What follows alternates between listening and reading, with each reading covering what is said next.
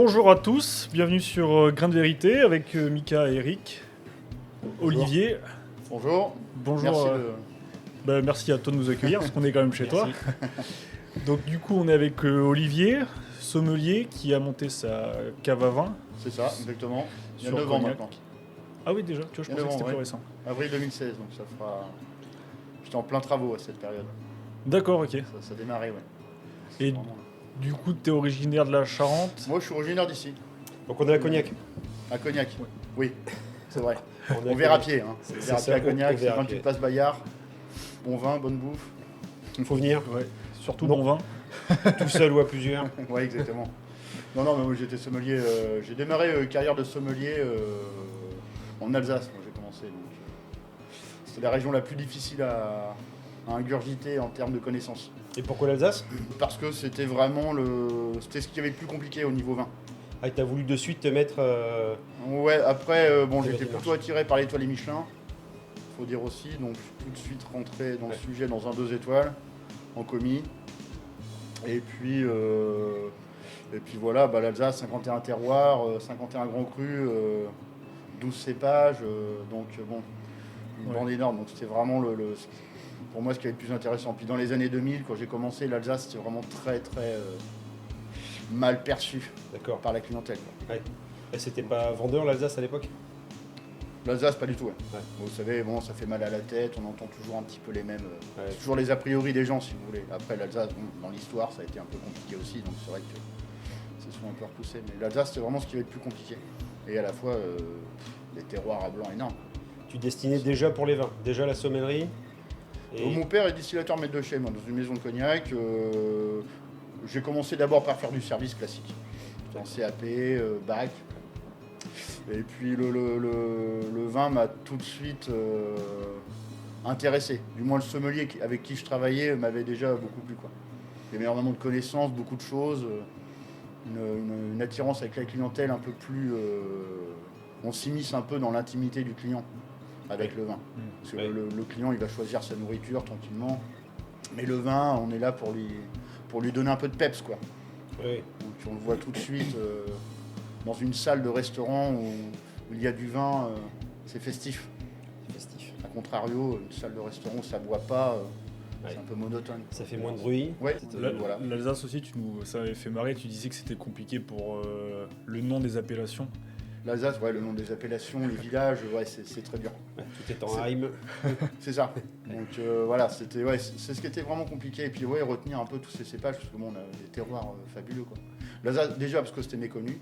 Parce que aujourd'hui, on voit maintenant les grands vignobles. Il y a plus d'intérêt, si vous voulez, mais il y a quelques temps, après j'ai fait le Jura aussi. Vous voyez, le Jura c'était pareil. Ouais. Dans les années 2000, le Jura, personne n'en voulait, quoi. Enfin, c'était les Ouais, vins puis d'Henri c'est Mer, le compliqué vin aussi, fou. Alors qu'il y avait quand même un grand cuisinier qui était Jean-Paul Jeunet, qui était quand même un peu sérieux au niveau de la cuisine. Parce que bon, enfin, je veux dire, on reste quand même sommelier. Hein, je veux dire, on aime le vin, mais on est aussi marié au cuisinier. Ouais, bien sûr. Donc on va travailler avec les cuisiniers qui nous font vibrer Ouais. au niveau de la cuisine. Comment tu trouves quand tu viens d'ici et que tu t'expatries en Alsace, comment tu trouves ton premier resto? Comment tu trouves Mon ton premier job? resto, j'ai fait un stage en fait. J'étais en mention sommellerie, moi j'ai fait un stage. Dans ce restaurant et ça a tout de suite marché. Donc ils m'ont proposé la place de commis. J'ai dit ok, j'arrive après mon examen. Donc j'ai passé ma mention sommellerie et puis je suis arrivé. T'es parti de suite. Exactement. Je suis parti en juin, j'avais ma mention. Au début juillet, j'étais déjà. C'était où en Alsace? Au Cerf, c'était à Marlenheim. Marnheim. C'était un 2 étoiles à l'époque. Qui existe conservé. encore? Qui existe encore, oui. Ouais. Qui existe. Alors c'est plus les mêmes propriétaires, mais ça, Ouais. ça Marlenheim. existe encore. Oui, après ils ont pris leur retraite, Ouais, c'était ouais. un peu compliqué, mais c'était déjà une institution à l'époque. Parce qu'à l'époque, il y avait, déjà gastronomiquement parlant, l'Alsace. On mangeait quoi à l'époque? Enfin, en étoilé, en Alsace? En étoilé, là c'était un restaurant assez, comment je dirais, traditionnel. On faisait encore des vols au vent énormes dans les gros Ouais. coffres. Les coussins de belle-mère, tout ça là? Ouais, c'est ça, Ouais. de la choucroute avec 3 préparations de cochon. Enfin, Ouais. c'était assez Ouais, la bonne cuisine. c'est fabuleux. Ouais, c'est ça. Mais vraiment une cuisine très. C'est pareil, après c'était il y a une vingtaine d'années. La gastronomie était un peu différente. Il n'y avait Bien pas sûr. aujourd'hui. Il y a beaucoup de choses modernes, des émulsions. Mais il y a 20 ans, il n'y avait pas ça, quoi. Ouais. Ouais. Ouais, donc On plus reste dans le encore dans tradi. Oui, voilà. Du tradi très bien exécuté, quoi. Et ça marchait tout de suite bien avec les vins alsaciens. C'est quoi le rôle précis du sommelier dans un restaurant Le rôle précis du sommelier, c'est de venir, je dirais, accompagner un peu la cuisine, accompagner la cuisine en fait. C'est venir donner un peu de peps à la table. On pourrait parler d'accord mes vins. Moi, je veux dire, après, je suis pas très fan. Je veux dire, je travaille avec des grands cuisiniers qui mettent 3 mois pour sortir une assiette au cordeau, si vous voulez. Nous, en sommellerie, on peut pas dire tiens, je vais vous ajouter ça pour apporter de l'acidité ou du sucre. Ouais. Enfin, je veux dire, c'est complètement. Pour moi, c'est un peu hérétique. Mais, je suis plutôt adepte de venir souligner un peu la cuisine. On vient juste pepser un peu, que le client il passe un bon moment, que son repas se passe bien et que le vin vienne juste lui apporter du sel, quoi, entre guillemets, sur le plat. Puis après, c'est un bien grand mot, l'accord mes vins. Le sommelier, normalement, c'est l'accord mes vins, si on regarde un peu le classicisme. Tu conseilles comment du coup la bouteille quand tu as une table qui te demande une bouteille, qui te demande ton avis? Tu leur poses eux d'abord des questions sur ce qu'ils aiment, forcément je suppose. Oui, complètement. Et suivant les tables, tu vas proposer d'autres choses. Mais tu as vu avec ton chef avant, c'est-à-dire que lui t'a déjà dit tiens, ce plat-là, il vaut mieux partir sur ce type de vin. Ou alors c'était 100% libre et tu peux des fois essayer des choses un petit peu hérétiques justement. Alors on est plutôt 100% libre. Enfin moi j'ai été plutôt 100% libre. Je sais pas après comment ça se passe, mais souvent les cuisiniers s'intéressent énormément à la cuisine. Après le vin, ça reste quand même une partie haute. Ouais. Bah, c'est bien, ils te font confiance aussi. Oui c'est ça. Puis après, je veux dire, on va pas se mentir, il y a un côté pécunier quand même. Enfin je veux dire, on est un peu la pièce rapportée. Le sommelier c'est pas spécialement l'élément essentiel du restaurant, mais pour le client c'est un plus. Et c'est ça qui est un peu, c'est ça qui marche, quoi. Après, bon, moi j'ai passé pas mal de temps en cuisine, donc c'est vrai que j'allais plutôt voir les cuisiniers, voir un peu comment ça se préparait pour essayer déjà de goûter les sauces, voir un peu. On imagine un accord en fait. On voit un plat, on s'imagine le plat, on s'imagine le vin avec. Tu goûtes avant. Voilà. Mais l'accord mes vins, on en fait un tous les 100 clients. Ouais. Parce que le client, lui, il veut d'abord goûter quelque chose qu'il aime, quoi. Et je veux dire, faire un accord mes vins. Vous êtes sur un poisson au beurre blanc, on va dire qu'il faut un traditionnel muscadet Sèvres-Maine. Je veux dire, si le monsieur n'aime pas le blanc, vous allez pas. Vous voyez, je veux dire, et tu pars sur quoi alors du coup? S'il n'aime pas le blanc, après on va justement on lui demander un peu ce qu'il aime. On lui demande aussi qu'est-ce qu'il apprécie, qu'est-ce qu'il aime boire, comment il se nourrit. Enfin, je veux dire, on lui pose énormément de questions pour arriver à juger un peu sa perception. Ouais. Est-ce qu'il perçoit l'acidité? Est-ce qu'il perçoit la sucrosité, l'amer, le tanin? Est-ce qu'il aime la barrique? Est-ce qu'il préfère des choses en cuve? C'est ça aussi. Donc ça, c'est une vraie discussion. Et ça t'arrive à lui dire, du coup, je vois ce que vous aimez, par contre, ça s'accorde pas du tout avec ce que vous allez manger. Monsieur, il faut boire de l'eau. Ouais, non, ouais, c'est ça. Mais après, non, parce que lui, ça va s'accorder pour lui. Parce que finalement, le vin, lui, il l'aime. Il aime le vin, il aime le plat, donc ça va marcher, quoi. Il va pas trouver un désaccord, un déséquilibre. Tu vois, il y a des accords qui sont innés. Je prends blanquette de veau, par exemple, une blanquette de veau traditionnelle. Si on a un vin avec un peu de moellosité, quelque chose avec un peu de sucrosité, ça marche totalement, quoi. Tu vois, ça voilà, c'est inné, ça marche, quoi. Poularde au vin jaune avec un grand vin jaune ou un vin du Jura avec un peu d'oxydation, ça fonctionne très bien. L'accord est superbe. Voilà, on peut commencer. Enfin, il y a des choses qui sont innées. Si on regarde un peu les plats des régions avec les vins des régions, en général, ça marche avec, quoi. Je ne sais pas pourquoi, mais ça évolue ensemble. Oui, voilà, ça marche. Les gens qui ont fait le vin ont mangé ces plats-là et donc du coup font aussi les vins pour ce qu'ils aiment, et comme ils mangent ce qu'ils aiment, du coup, de façon intrinsèque, ça fonctionne. Mais après, ouais, on parle avec le client. On ne parle pas spécialement que du vin, on parle un peu. Qu'est-ce qu'il a l'habitude de boire? Tu vois, s'il a l'habitude des vins plutôt modernes, ok, je comprends ce que vous avez envie. J'aurais peut-être pas dans cet esprit. Par contre, j'ai arrivé à vous trouver quelque chose. Je vais essayer de lui faire bifurquer un petit peu, quoi. Enfin, parce que moi, mon rôle, si tu veux, dans l'esprit de sommelier, c'est pas spécialement d'aller vers le client. J'ai pas de choses modernes. Moi, je fais du vin parce que j'ai le vin que j'aime. J'essaie de le faire découvrir aux gens. J'ai pas de choses que j'achète pour le vendre pour une clientèle spécifique, quoi. Tu vois, j'ai pas de choses. Moi, je suis anti-vin moderne. J'aime pas trop les vins trop techniques. Donc, j'en ai pas, quoi. Il y a des gens qui aiment ça, qui en veulent, quoi. Ils ont besoin d'avoir cette notion de richesse que je n'ai pas, si tu veux. J'essaie de leur faire goûter autre chose, un autre esprit. Mais je sélectionne d'abord les vins pour moi. Et après, si j'arrive à convaincre quelqu'un pour... La différence que tu vas avoir, toi, sommelier indépendant, avec ton business et sommelier de restaurant, c'est que là, tu achètes tes vins. Bah après, moi j'ai eu la chance en tant que sommelier de faire les ça. acheter aussi, ouais. Donc j'ai Oui, acheté- mais est-ce que tu vas les acheter de la même façon? C'est-à-dire que là, tu vois, tu aimes les choses atypiques. Forcément, tu vas pas rentrer 15 cartons d'un vin complètement bizarre, mais qui est intéressant, parce qu'il faut le vendre aussi. Par contre, tu peux peut-être en prendre une ou deux que tu passeras comme ça. Mais dans un restaurant, est-ce que tu vas justement prendre un peu la tangente et essayer ces vins complètement atypiques et particuliers? Est-ce que tu irais totalement. les proposer? Ouais, aussi. J'ai fait que ça. Ouais, ouais, que ça en fait. Bah, c'est quand même, c'est plus marrant, tu vois, parce que je veux dire, enfin, oui, tu peux toujours passer un service, tu vends que des choses faciles, mais bon, après, nous, on a envie de s'amuser un petit peu, quoi. Le vin, c'est de l'amusement, au contraire, c'est souvent, enfin, je veux dire, quand tu es en 2 étoiles, 3 étoiles, les gens ont un certain niveau de budget qui peut t'emmener vers des choses. Enfin, ces gens-là, ils peuvent acheter un Pétrus à 5000, tu vois ce que je veux dire. Par contre, tu leur mets une bouteille à 100 qui est un truc improbable, mais qui va être magnifique, bah lui, ça va lui faire un souvenir. Ouais. Et ça, c'est plus intéressant, quoi. Parce que, enfin, pour moi, je pense. Et après, moi, j'ai fait que ça, ouais. Choisir des choses un peu improbables, mais pas improbables. Pour moi, la vérité, je trouve qu'elle est dans les vins que j'ai, quoi, si vous voulez. Donc, enfin, voilà, l'identité. Mais je vais passer ma vie de sommelier à me balader chez les vignerons, à aller goûter, voir comment on faisait du vin, vendanger. J'ai fait que ça, quoi. Dans le coup, ben, j'estime. Au moins, je pense que les vins que j'ai reflètent bien leur terroir. Ça, j'aime assez. J'aime bien qu'il y ait une vraie identité, quoi. Si je goûte un Bordeaux blanc, je veux que ça goûte le Bordeaux blanc, je veux pas que ça goûte le Bourgogne. Ça m'embête. Ouais, ce sera atypique, mais pas intéressant. Bah voilà, autant aller en enfin voilà, c'est quand je parle des vins modernes, tu vois, ces vins des fois un peu élevés, un peu riches, un peu gras, ou si tu mets à l'aveugle, tu sais pas trop où t'es. Ouais, les vins maquillés un peu. Ouais, voilà, enfin, c'est ça, un peu bodybuildé, ça. D'où l'importance de ce que tu faisais du coup dans le restaurant, c'est-à-dire que oui, les gens viennent pour la cuisine et le chef, mais en même temps le sommelier, si tu as vraiment un sommelier qui s'éclate et qui va chercher un petit peu ses perles particulières, tu y vas aussi parce que tu sais que le sommelier est bon. Tu sais que tu vas manger bon et que tu vas découvrir des vins, ça c'est une expérience complète. Ouais, complètement. Ouais, parce qu'après, voilà, tu peux toujours choisir des étiquettes. Hein. De toute façon, c'est facile à... Mais le client choisit lui-même son étiquette. Ouais. Il est tout seul capable. Hein. Il met 10 000 € dans une bouteille, il va le faire tout seul, tu vas pas lui conseiller. Tu sais que le Pétrus est disponible dans ce restaurant-là et tu sais que tu vas la prendre. Oui, voilà, c'est ça. Après, c'est pour flamber un peu. Enfin, bon, je vais pas critiquer ce type de vin, mais enfin, pour moi, c'est pas... T'en vends toi là, de la grosse étiquette ici? Non, j'en ai pas. Non, parce que c'est bien au restaurant si tu veux, mais après, ça m'intéresse plus trop. Moi, ça me fait pas vraiment vibrer ces grands vins. Mis à part quand tu prends l'addition, là, quand tu vois la facture, c'est là où tu commences un peu à t'intéresser, tu regardes ton compte. Il faudrait que j'en achète plus. Voilà. Ouais. Mais sinon, dans l'esprit, je vais pas dire que ça sert à rien, mais enfin, il y a un moment donné, c'est du vin, les gars. Enfin, je veux dire, on ouvre une bouteille.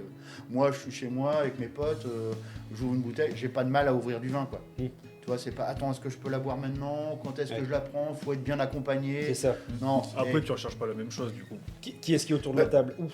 Ouais, c'est ça. Puis après, t'as une grosse. Enfin, tu sais pas quoi en faire de ce vin. Les gens, ils font j'ai ça. Ouvrez-la, pétez-la votre bouteille, buvez-la, quoi. Je veux dire, enfin, si t'as envie d'en découdre avec, quoi. Enfin, je veux dire, Ce serait génial d'avoir beaucoup d'argent, de faire ces ventes aux enchères à Hong Kong, là où tu achètes une bouteille de blanc à 200 000, et puis tu distribues des gobelets en plastique à tout le monde, et puis juste sur le banc des enchères, tac, tu la pètes et tu la goûtes. Ce serait chouette. Mais tu sais que... Problème de riche. Tu sais, ça m'est arrivé de péter des grosses bouteilles comme ça, tout le monde se rejoint, parce qu'on a 2-3 potes sommeliers. Si on se rejoint sur un vignoble, parce que comme ça coupe la poire en deux, on a déjà cassé la croûte derrière le camion, dans des gobelets, avec des grosses bouteilles. Hein. Ouais. Il est bon le vin, hein. Ouais. Il est très bon. Bien sûr, le verre, il est intéressant, mais le moment...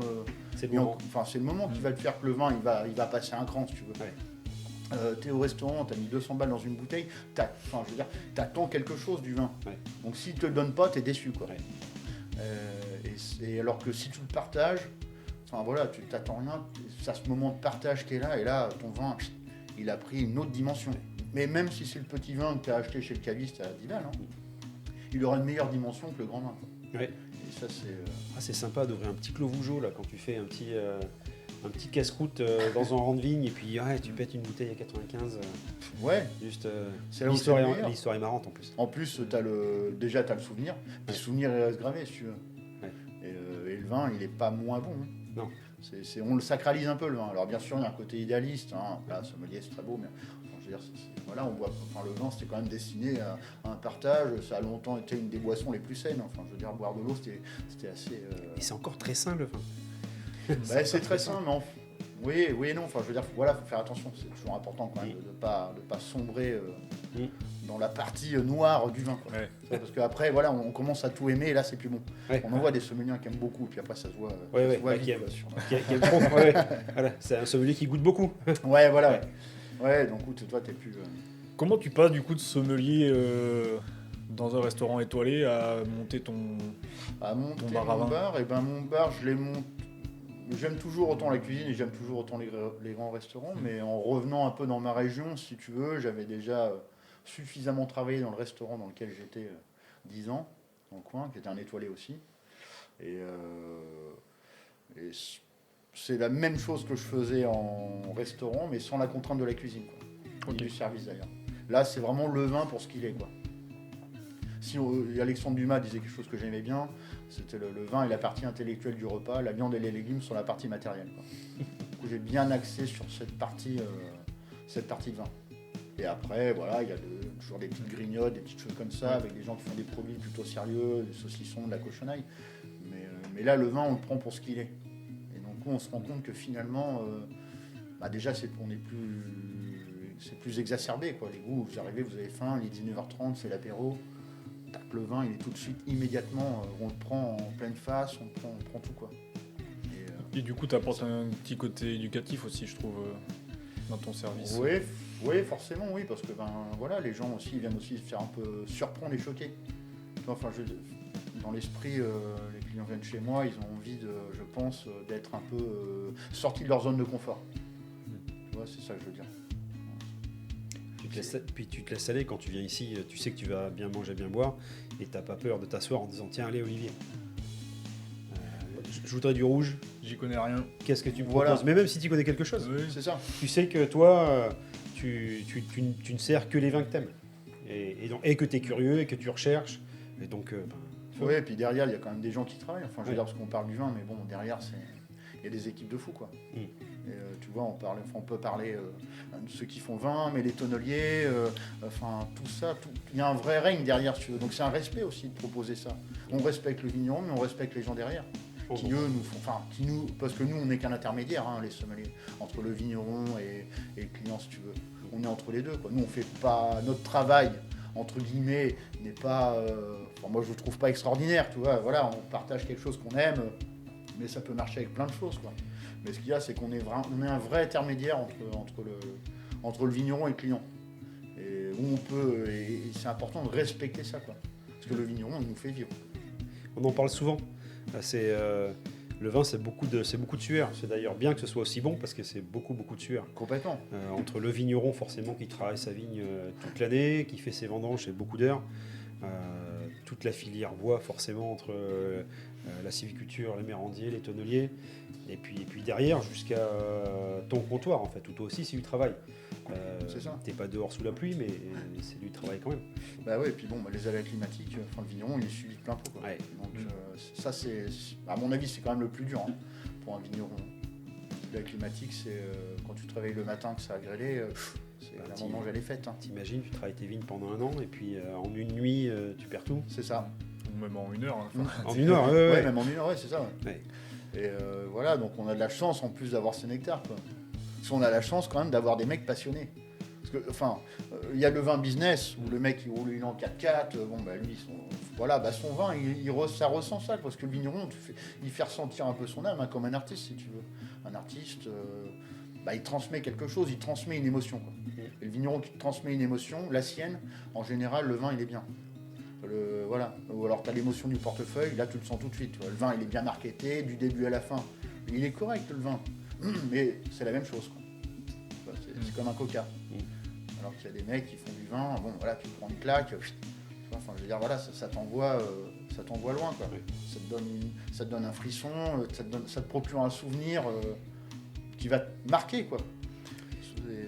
Quand tu vas voir un client, toi, et que tu as en face de toi quelqu'un de complètement passionné, qui vit sa vie de vigneron ou de distillateur à 200%, ça donne forcément envie de la distribuer, toi, cette bouteille. Elle est forcément meilleure quelque part.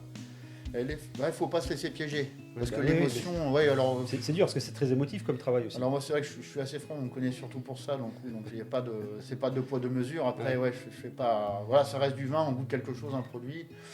Je peux comprendre que le vigneron des fois il est mis un peu, il est beaucoup travaillé, mais on le ressent. Enfin, je veux dire, s'il y a un défaut, c'est embêtant. Tu arrives à dire à quelqu'un qui parle de sa passion les larmes aux yeux, tu arrives à lui dire bon bah, c'est bien, tu t'es fait plaisir, par contre c'est pas bon.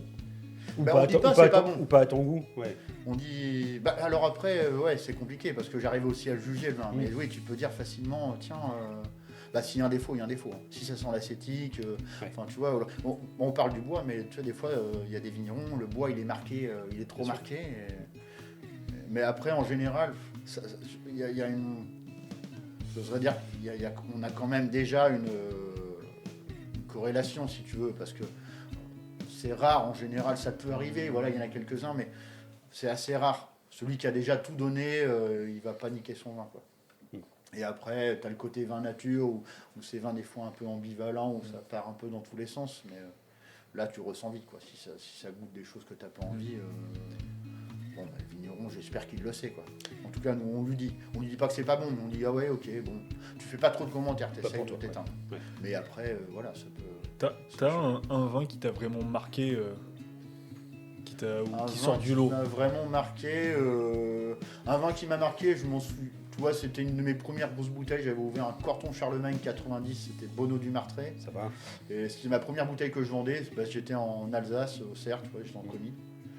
Et je vendais ça à ce Corton Charlemagne. Et je me souviens encore du goût, quoi. Mais après, il y en a plein d'autres où je me souviens du goût. Mais elle m'avait marqué parce que c'était ma première grosse bouteille. Le gars, je lui passe une belle quille. Bon, j'étais content, quoi. Encore une fois, c'est le moment. C'est le moment, encore une fois, qui fait le. Ouais, bah là, c'est le souvenir. Ah ouais, c'est. Ouais, après, je veux dire, il y a toujours un côté un peu. Bah, t'es content financier, quoi. Parce que du plaf, t'as réussi à passer une belle quille, c'est cool.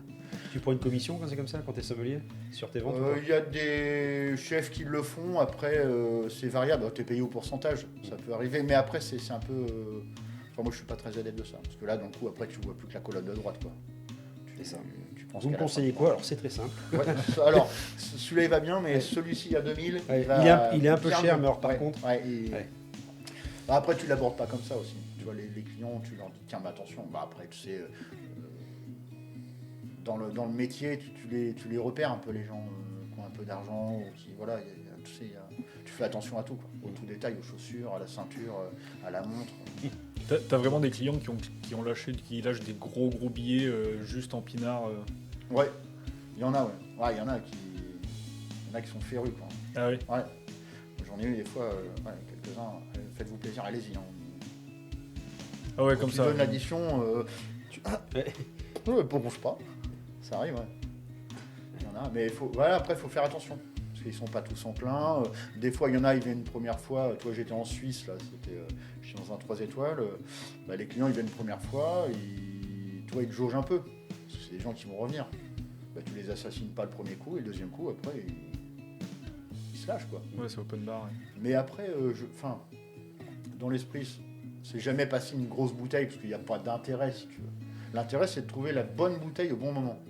Et si c'était Chezot 55, ça goûte très bien d'Emmanuel Rouget, pourquoi pas? Tu vois, si le moment s'y prête, lui, il va le kiffer, ce moment, quoi. Mais il faut surtout pas surenchérir. C'est ça, quoi, qui est pas bon, si tu veux, je pense. Ouais. Il y a un moment pour ça, il y a une connexion, parce qu'il y a une connexion, mais il y a une intimité qui se fait avec les clients. Ce qu'ont pas le service, alors après, voilà, je critique pas l'aspect du service, des maîtres d'hôtel, mais avec le client, si tu veux, au niveau du vin, il y a un contact autre qui se fait, quoi. Le client, il te laisse totalement faire. Tu vas être responsable un peu de son repas. Oui, et puis tu vends une bouteille que tu n'as pas fabriquée, alors que le chef crée sa cuisine. C'est ça, il fait tout. Enfin, voilà, là, tu viens vendre un peu du rêve. Parce que, comme je disais, sur une table, il y a 4 amis, ils rentrent en taxi, budget limité, eux, ils ont envie de se faire plaisir, donc il ne faut pas les rater, quoi. Tu penses vraiment que du coup, même si tu as le plat parfait et que tu choisis le mauvais vin, ça gâche tout le repas? Ça peut gâcher le moment, c'est compliqué, mais ça se voit. Si le client il boit de l'eau, il boit pas ton vin, pendant le repas, c'est embêtant. Parce que je trouve que quand t'en parles, le sommelier a vraiment une responsabilité de faire passer le bon moment. Et du coup, c'était pour savoir dans le sens où est-ce que si j'offre pas la bonne bouteille au bon moment, est-ce que du coup le client est déçu? Enfin, est-ce que la responsabilité pose vraiment sur la bouteille le choisie client, en fait. il va le dire quand même. Tu vois, il va dire ça nous plaît pas. Ou... Faut définir mauvaise bouteille. C'est-à-dire que si c'est une bouteille avec un défaut, tu vois, le vin est pas bon. C'est pas qu'il est mal fait, mais c'est qu'il est, il est pas bon parce que du coup, s'il est mal fait, il y a eu pas mal fait, mais t'as de la volatile ou un bouchon ou quelque chose qui s'est développé. À ce moment-là, c'est ta réaction qui va faire que le moment, en fait, on l'efface. Excusez-moi, la bouteille est pas bonne. Oui, voilà. Bon, après, on goûte avant quand même. Ouais, c'est ça. Si par contre le client aime pas le vin, c'est-à-dire qu'il s'attendait à autre chose, que c'est une déception du coup, je sais pas si tu peux vraiment être déçu, parce qu'avec le travail que tu fais en amont, tu présentes en fait le vin. Alors pas que ce soit de la manipulation, c'est pas ça, mais tu t'emmènes aussi une idée et tu vends, tu te vends toi, c'est-à-dire que tu portes de l'attention aux gens, et la bouteille au final c'est la résultante de tout ça, mais le fait de boire ce verre-là, ça va avec tout le reste. L'attention que tu leur portes, le moment que tu leur fais passer. Donc pour trouver ce vin-là pas bon, il faut que le reste n'ait pas été à la hauteur, je pense, vraiment. Non ? Ouais, moi je pars toujours du principe, si le client choisit, c'est pas moi, si je choisis pour le client, c'est ma faute. S'il n'aime pas, je me suis trompé, je reprends la bouteille, il n'y a pas de problème, ce qui est normal. Parce que je veux dire, je lui propose quelque chose, il n'était pas du tout parti dans cet esprit.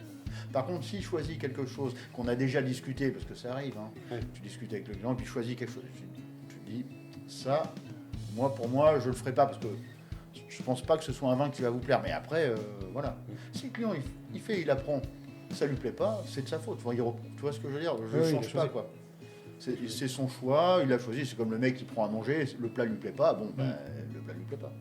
Mais on peut le refaire. Là, le vin, on n'est plus dans la même catégorie de prix. Si le client, moi je lui j'explique tous mes vins. Le client choisit un vin, je lui dis comment il est, quoi. Et après, s'il y a un mot qui ne lui plaît pas, il va changer d'avis. En tout cas, je lui dis comment c'est, quoi. Et comment tu réagis face à un client qui, alors soit qui choisit sa bouteille, ou soit que toi tu as choisi la bouteille et qui dit j'aime pas la bouteille, du coup tu la changes, tu fais comment? Si c'est moi qui l'ai proposé, je la change. Ouais. Je la revends après. Je la revends à une autre table, c'est pas très grave. Mais un vin à l'aveugle et puis c'est réglé. Mais si c'est lui qui l'a choisi, non, ça ne change pas. Ou alors après, tu vas voir le chef, le patron qui va attendre, il a pris une belle bouteille, qu'est-ce que je fais, est-ce que je change, comment ça se passe, il dit ça. Parce que bon, ça peut arriver, tu vois, le mec il va dire elle est bouchonnée. Parce que tu vois, il va pas dire il va dire elle est bouchonnée, alors que non. Mais juste pour la faire changer, tu vois, ça peut arriver. C'est un bon point, ça. Après, comment tu réagis quand justement quelqu'un t'emmène un défaut potentiel comme le bouchon et que toi tu regoutes et tu le trouves pas? Parce que ça m'est arrivé ça à Vancouver. Grand restaurant, on prend une belle bouteille parce qu'on avait envie de goûter. Bouteille arrive bouchonnée. Mais bouchonnée. Si tu veux. Ouais, un truc bien. Et puis le sommelier revient, il dit non, mais en fait elle l'est pas. Alors mince, c'est quand même bizarre. Et sur le coup, ça a été le culot du gars. Ouais. Le culot du gars. Et c'est pas bouchonné pour qu'on prenne la bouteille, pour qu'on prenne autre chose. C'était vraiment, il y avait un problème de... Et donc on l'a repris pour regoûter. Et non, clairement, il y a un défaut. Et le gars nous a soutenu, mordicus, que non, c'est pas vérolé. C'est pas vérolé. Bon, malheureusement pour ce sommelier, il passe vraiment pour c'est dommage. Un gros qu'on doit pas passer. Mais en même temps, là pour le cas, il y avait un problème de bouchon, mais ça peut certainement arriver que le défaut soit inventé pour changer de bouteille. Et comment tu réagis du coup si toi quand tu le goûtes tu la trouves pas bonne, si je la trouve pas déjà moi tu l'as goûté avant avec le client parce que, je veux dire, et tu l'as goûté avant toi la bouteille déjà? J'ai déjà goûté avant, voilà. Après ça m'est déjà arrivé, voilà, s'il y a un petit pet de bouchon mais c'est très léger, tu sers. Parce que moi ça mange pas parce que ça m'embête pas de passer. Tout le monde n'est pas sensible de la même façon. C'est ça. Après la bouteille tu la vends ou pas, quoi. Le client s'il la sent, il la sent. Ah, c'est bouché. Ah pardon. Ah, je l'ai pas senti, tu vois. Enfin je veux dire, moi ça me pose pas de problème de passer. Mais quel bon nez vous avez. Ouais, voilà, dans l'esprit, j'ai pas de problème avec ça, quoi. Je peux largement dire je me suis trompé. Ah oui, vous avez un bon palais. Tu vois, comme ça le mec tu me passes un peu de pommade, il est content. Et puis voilà, ça m'embête pas, quoi. Parce que moi j'essaie de la passer coûte que coûte après. Des fois quand c'est très bouchonné, parce que des fois il y a de l'âcreté même. Mais, voilà, le client te dit c'est bouchonné, je dis alors tu goûtes, tu approfondis avec lui, qu'est-ce que vous trouvez Parce qu'après tu lui en emmènes une bouteille bouchonnée, ça m'est déjà arrivé par contre. Il dit bah attendez, je vous faire voir ce que c'est bouchonné. Paf, t'emmènes un truc bouchonné, ah oui, ah bah effectivement ça l'est pas. Mais bon, après, il n'y a pas de bataille, je veux dire. Ouais. Tu vois, c'est pas. Tu batailles sur un vieux vin parce que quand tu as sorti une vieille bouteille des années 60, c'est toujours embêtant. Tu vois, voilà, d'avoir un. Mais après, des fois, il peut y avoir des aspects liégeux, que c'est pas de bouchon. Si tu veux, c'est juste parce que les premières ouvertures. Attends, une bouteille qui a vécu, elle a presque 80 ans, la bouteille dans ta cave, bon, ben, tu la sors, tu sors un papy, hein, je veux dire, c'est normal. Enfin, donc il peut y avoir des petites incidences, mais après ça se règle vite, un peu d'oxygène et ça part. Mais... Après, tu as forcément le côté commerçant aussi, où oui, c'est ça. ou Mais si oui. le client vraiment s'est bouchonné, je pense que du coup tu prends Voilà, sur et toi. puis après, voilà, puis je veux dire, très honnêtement, tu reprends la bouteille, tu la fais au verre, enfin tu arrives à la revendre quoi, la bouteille, c'est pas. Tu vois, tu vas pas pourrir le service pour une table, et voilà. Parce que bon, ça peut arriver des fois. Tu as un petit cérémonial d'ouverture. Tu avais un petit cérémonial d'ouverture quand tu ouvres une vieille bouteille comme ça ou une grosse étiquette. Non. Non, pour moi, c'est la même chose qu'une bouteille de vin. Quoi. Ouais. Il n'y a pas de. C'est un Juste bouchon, attention au tu bouchon tires. parce qu'il peut péter. Ouais. Mais après, non, ça reste une bouteille de vin, c'est pareil. Y a pas... C'est du vin, quoi. Ouais. Mais il ne faut pas non plus. Donc, tout ce qu'on voit là, faire chauffer un petit fer, casser le goulot. Ouais, ça marchait sur les vieux Portos. Ouais. Alors après, oui, ils le font. Oui, bon, c'est du joli. folklore. C'est Bah, joli. voilà, ça fait un. Après, mais bon, là, ils sont dans des établissements où les mecs, c'est 1500 balles par tête. Alors, Ouais. si tu veux, il peut y avoir un petit peu de spectacle, entre guillemets. Mais ouais, moi, j'étais dans un restaurant, on faisait des découpages et tout, c'était beaucoup plus intéressant et spectaculaire. Moi, je trouve que ça reste du vin quand même. Alors, j'ai pas de scrupules, quoi. J'ai ouvert des choses improbables. C'est du pinard, quoi. Je veux dire, à un moment donné, faut. Voilà, et puis, tu sais, ceux qui l'achètent, c'est pareil, hein. C'est pas. Parce que la moitié des grosses bouteilles qui sont venues, c'est pas des connaisseurs qui les dégustent. Hein. Enfin, on va pas se mentir. Hein. C'est pas... Toi là, tu fais ici donc tu fais vin et spiritueux, Vin, tout ce qui est liquide. tout ce qui est Ouais, liquide. même sans alcool, j'en ai un peu. Alors, je fais attention quand même, mais Tu il y as a des gens qui font des choses sympas. tu as sourcé ce cola corse là qui serait à l'origine du coca américain. Ah oui, j'ai vu. Non, pas du tout. Non, parce que c'est quand même de l'alcool, ouais. Mais ouais, non. Après, ouais, je sais pas. C'est un médicament, ça. C'est quoi ça? Ouais, ah ben, alors, je me souviens plus du nom du breuvage, mais c'est un pharmacien corse, je crois, qui a fait une décoction de feuilles de coca Ok. et qui en a fait un vin. Donc un vin, mais et qui aurait donné l'idée au créateur de Coca-Cola d'en faire. Donc lui, au lieu de mettre du vin, il en a fait une boisson gazeuse qui a fait le coca. Voilà. Ok. Du coup, Ouais, j'en ai pas c'est goûté. intéressant.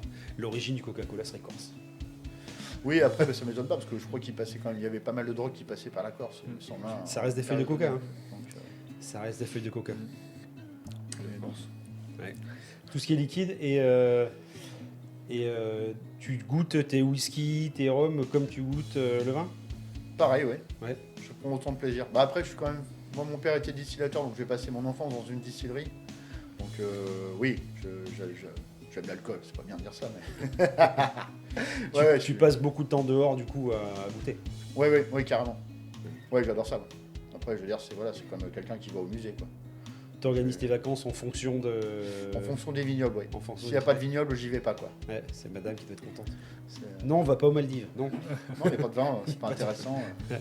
Non, après, bah, je suis pas non. Ouais, non, moi, je préfère le continent européen. Quoi. Je suis pas allé plus loin. Il y a Quel tellement est, de choses. Quel est le liquide qui te fait le plus vibrer en ce moment? Si tu devais. Allez, tu sais pas, cet après-midi, météorite, tac. T'as droit qu'à une seule bouteille.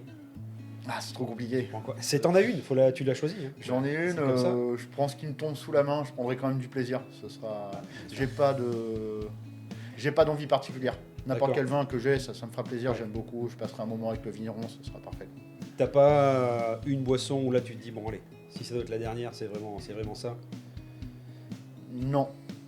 Non, j'en ai pas. Non, je suis beaucoup trop curieux pour avoir un seul centre d'intérêt. Quoi. Donc t'es capable de prendre pour ta dernière bouteille, t'es quand même capable d'essayer un truc, juste pour voir. D'essayer un vin. Ouais. Ah, est-ce que j'essaierai une nouveauté? Non, si je connais pas le vigneron, non. Ouais. Non, après, bon, Valeur sûre, quand même.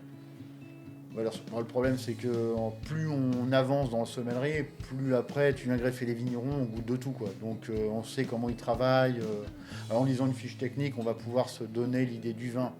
Donc je ne vais pas dire qu'il n'y a plus de surprise, mais en tout cas l'identité est là, quoi. Donc est-ce que j'irai? Non, parce que j'ai envie de quelque chose, qui soit carré, quoi. Ouais.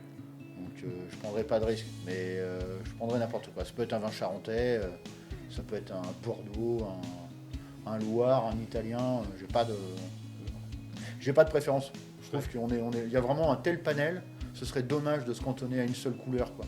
Et voilà. Et ça, c'est le vin. Le vin, c'est magique. Mais le vin le plus simple. Hein. Il y a des choses très simples qui sont très bonnes, quoi. Qui font du bien. Puis après, dans cette période, est-ce qu'on a envie de quelque chose de compliqué alors que, je veux dire, tu vois, tu es en pleine guerre, ce serait un peu le même principe, quoi. Tu es en pleine guerre, tu veux un truc simple, n'importe quel truc simple va être parfait. Pas besoin d'avoir un truc hyper compliqué. Mais dans l'accord mes vins, c'est pareil. Le plat est déjà compliqué, donc le vin doit être simple. Et si tu as un vin compliqué, tu mets un plat simple. Comme ça marche.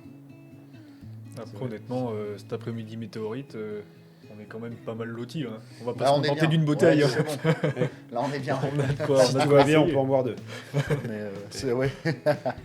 Dans les régions de France, là, sur des vins encore où tu as un rapport qualité-prix,